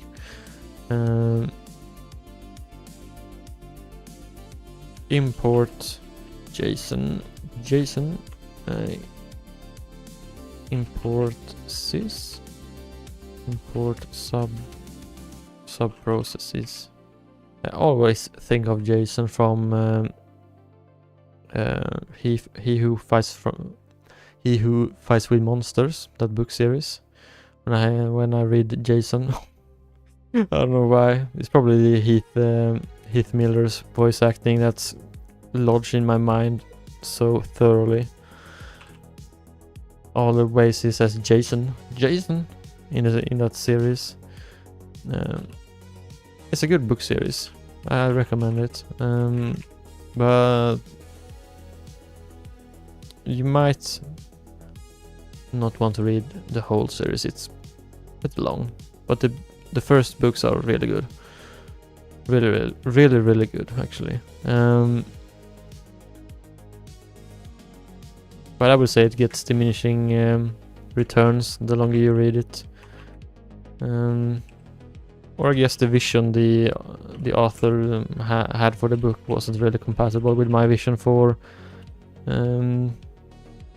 it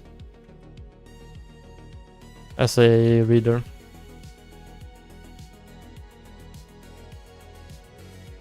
So I dropped it, but I got really far, and it was good as long as it lasted. I might pick it up again at some point. We would make a function run cli std in str none. And return a sub process completed process with a string.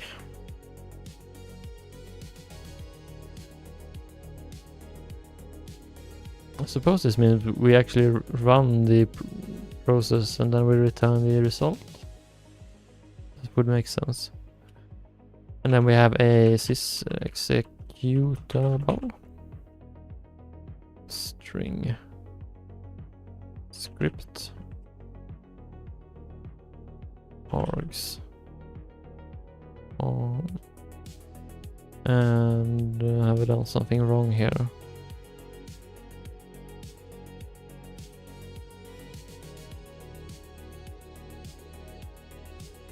No, I don't think so.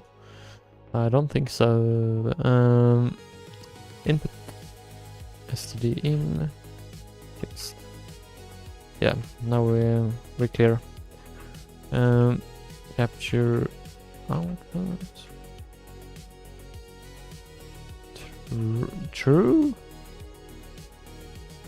cd string of root. And test basic count from std in text equals hello world cafe.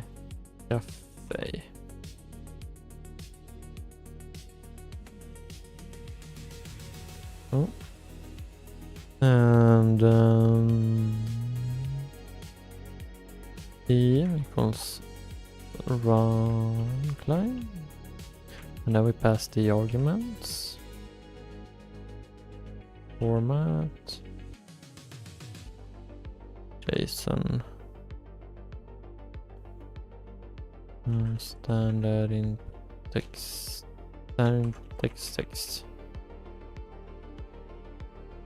Data equals JSON loads e.std out. Cert data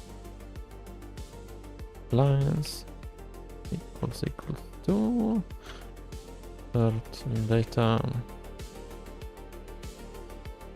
chars equals len of text. Cert data bytes.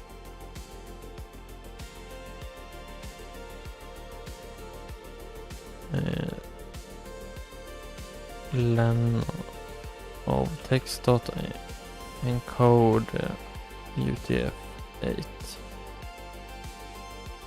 And lastly, assert data of the words if it's greater than 3.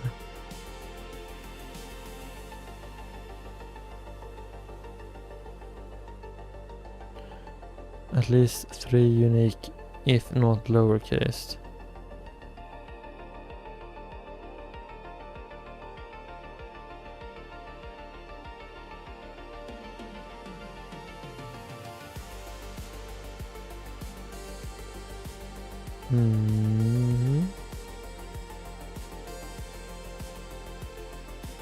Okay. And then we have defined another function called deftest words lower and min len. And path equals path. Text equals cafe, cafe, cafe, cafe, cafe.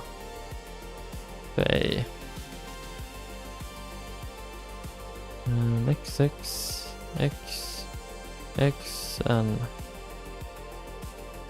interesting.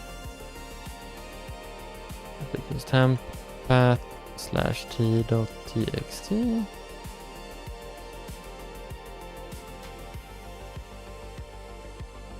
Left or right text encoding tf8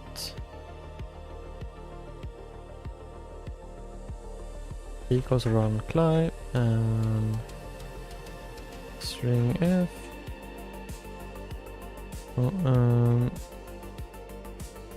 format JSON lower normalize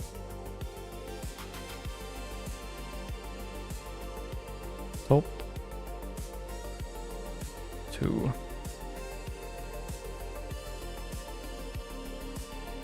min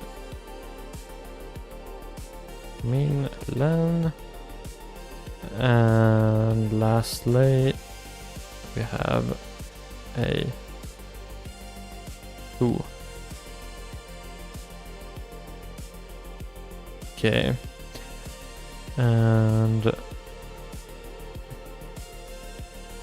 data equals json.loads p.std out. Standard out. I should stop saying std all the time. I mean standard out. And we're just gonna copy this comment here. After normalize.l plus casefold all cafe slash cafe variance match x is filtered by min len 2. Yeah, that makes sense. But XX isn't filtered then. Assert data top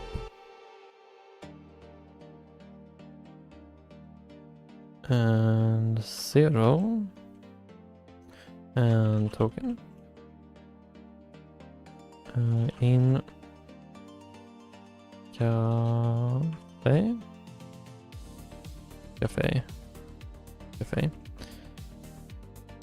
depending on NFKC of E it should be E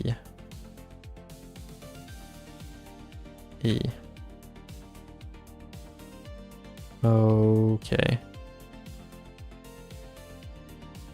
and that was the end of that line. As an assert data top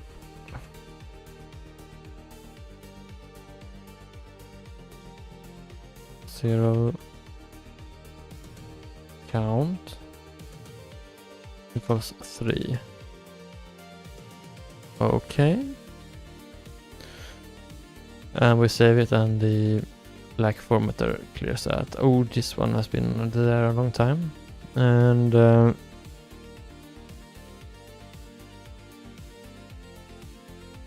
feel like I should just quickly go through all this and check it. So we set the root to this file here, which is this file here. We set it to the parent of the parent, and since it's the test folder here, it becomes the sandbox folder. And script then equals root slash text, which is text slash underscore stats, which is here.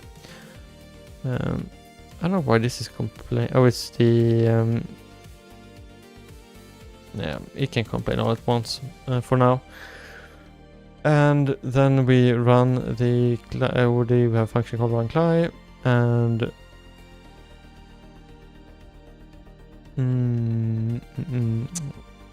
I don't know what the asterisk here does, or if that's simply the part of the variable name, but I don't think so. Or parameter, I suppose. Let's ask. Hey Rufus, what does the asterisk before a parameter mean? Yeah, absolutely. So when you see that asterisk before a parameter in Python, it basically means you're dealing with something called variadic arguments, or args. In other words, it lets you pass in a variable number of positional arguments, and they all get bundled up into a tuple inside the function. So if you see something like def my function star args, it just means you can call that function with as many positional args as you want, and they're all just packed into args. It's just a nice flexible way to handle a bunch of parameters. Okay. I think I got that. And this runs a subprocess with the script as an executable with the target of args then, or with the args as it runs, and the input is the standard. So this is the input stream then, if I guess correctly, for the run here. It should have an input. Yeah, an input here. Okay, for the input stream. And text true. Does it say here what that means? Literal true. Okay. Capture output true. CVD.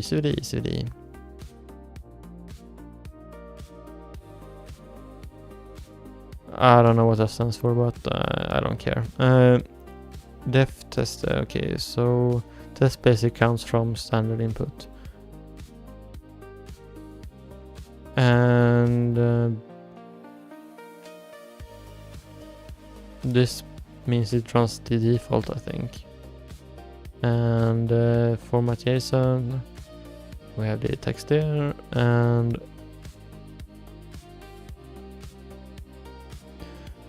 the data it returns loads as a JSON, and then we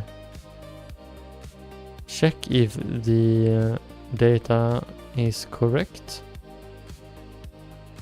And yeah, that's basically all we do here. And yeah, and the same here, I suppose. Test stop. Well, okay, so but it's a lot of arguments here compared to up here. And string ff is the path to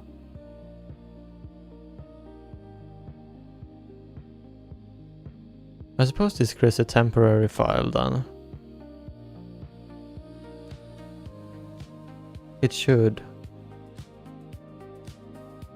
create a temporary file for this text here, and then I'll run it, and then yeah, get this data back, and then check the data. Let's just run it here.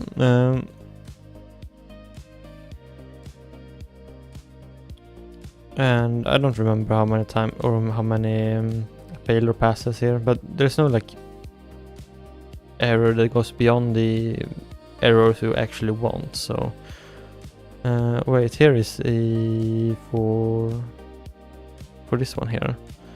So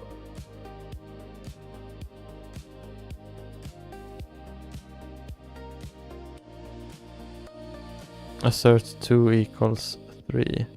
That's the error then, because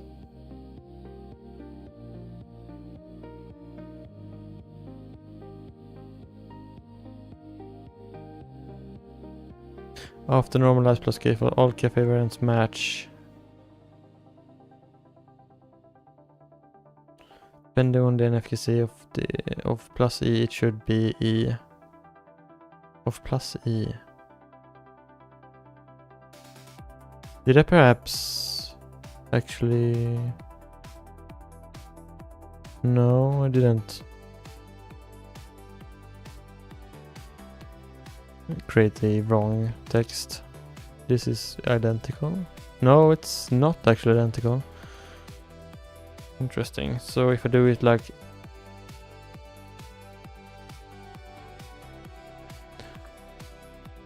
Why can't I...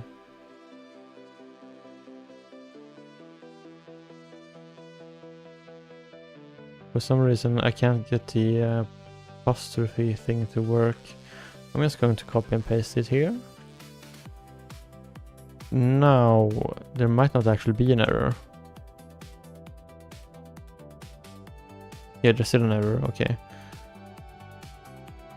I'm still a bit confused if it should be an error or not. I don't think so.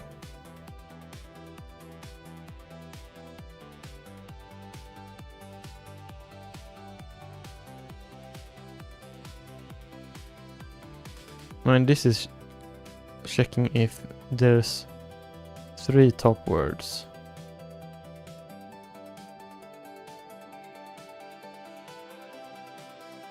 And there should be, since we have the XX here.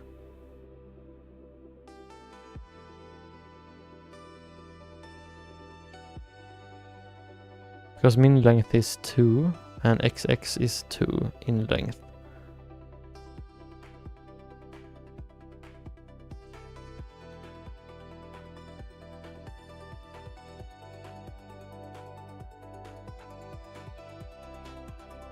Oh wait, we assert data top. Wait, top 0. Is this the first item in the top list then? And it checks if the count for that is 3, and that's... It should be cafe? With the apostrophe, because this should lowercase, this should lowercase, and this should lowercase. So those 3 should be 3.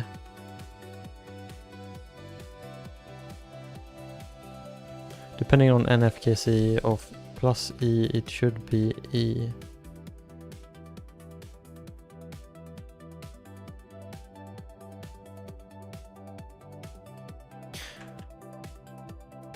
And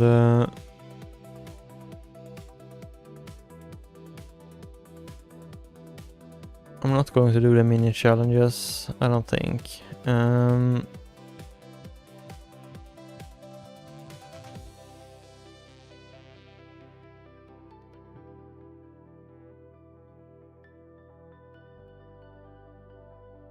Wait, was this exercise 7? I thought it was exercise 6, but I might have forgotten. Wait. And...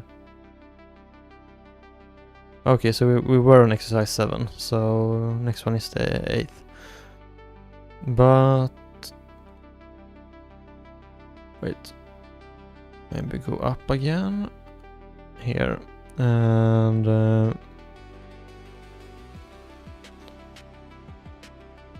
No, let's go down and then do the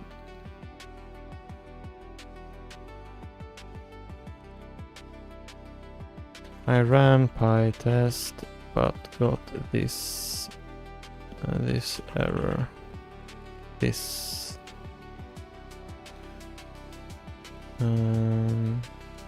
yeah, this error.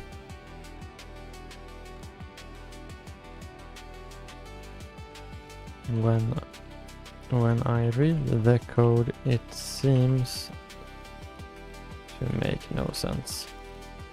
Shouldn't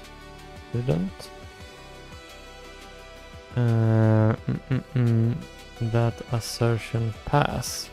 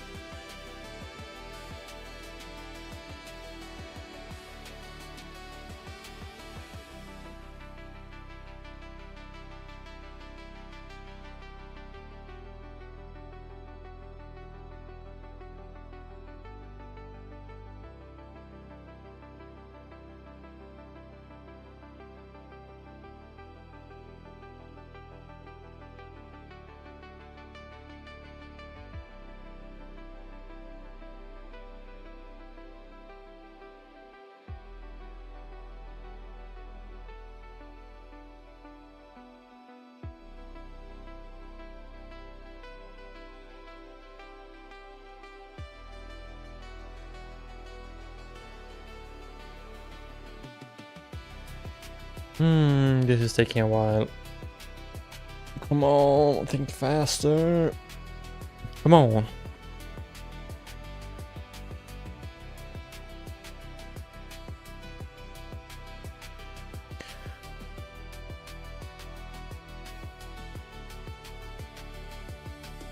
I hope it isn't a complex issue, because I don't have the patience to fix it, honestly.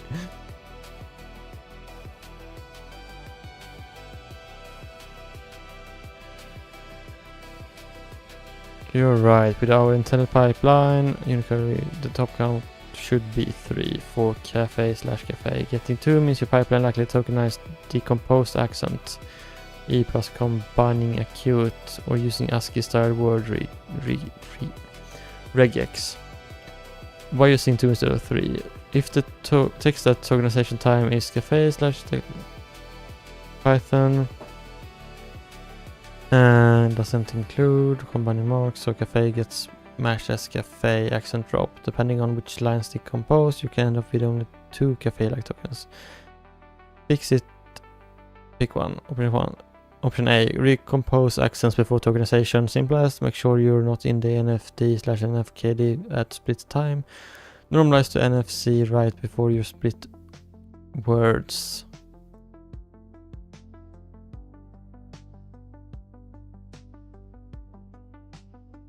So this is actually back in the text stats here for the normalization function.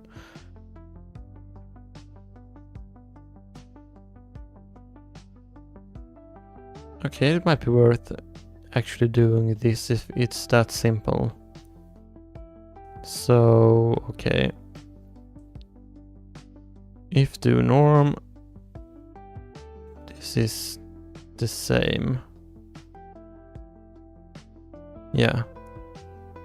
Okay, and then before we exit here, text equals Unicode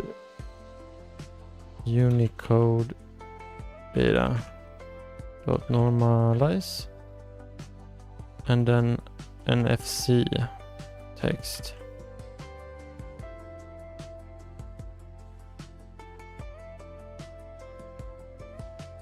Let's see what this says here. Ensure composed form.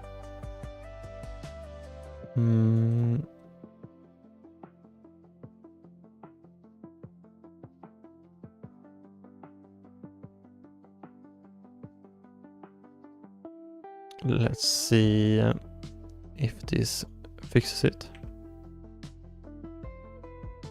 No.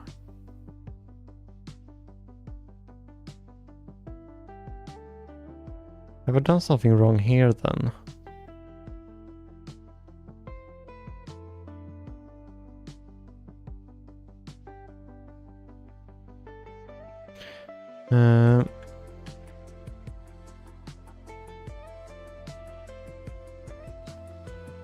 I tried option A, didn't work.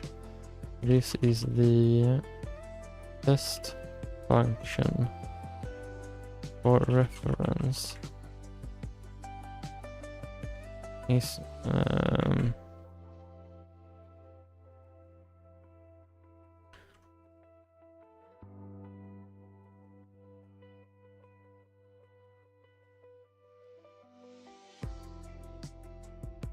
oh.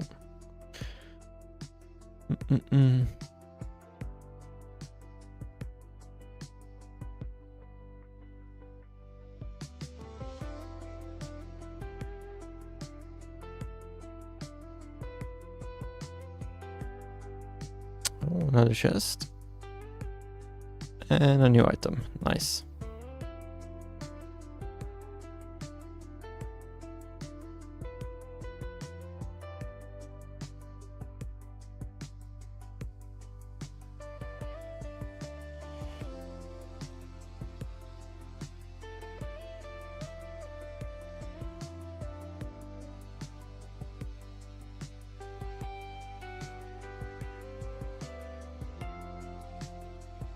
You got a tiny accent mix up in the test data.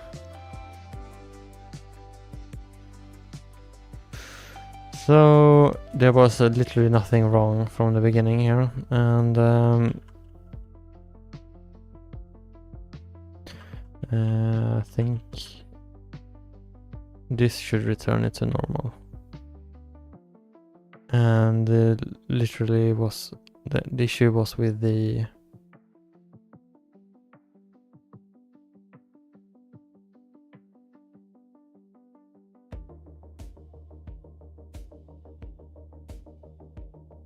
fix the test simplest.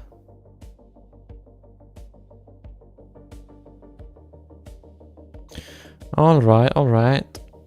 Punish me for not copy and pasting stuff. Why don't you? So now if I run it.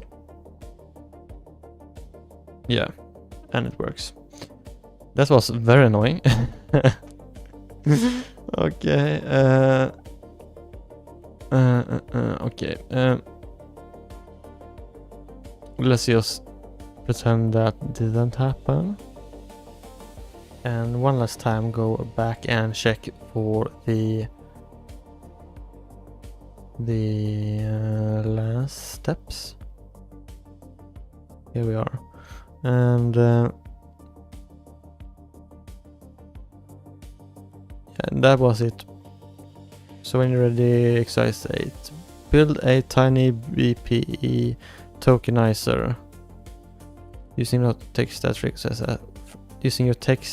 frequencies as the seed. So we'll be reusing the text stats. That's interesting. Kind of cool actually. And then we yeah. But that will have to wait for another day, I think. My brain is really mistreated right now. No, not mistreated, but I feel like I'm about to fall asleep. Like crash onto the keyboard face first. But yeah, we did get a lot done today anyways. It might not have felt like it, but this was a very dense piece of coding. And even if I didn't write a lot of code, just going through it all and understanding each like step is a huge step forward. Yeah. I should probably look into why these aren't registering for rough, but I'm not gonna bother right now. No, I think this will be it for this stream. It's been a good day. And yeah, if you enjoyed this, then please like, comment, and subscribe. I appreciate it. I really do.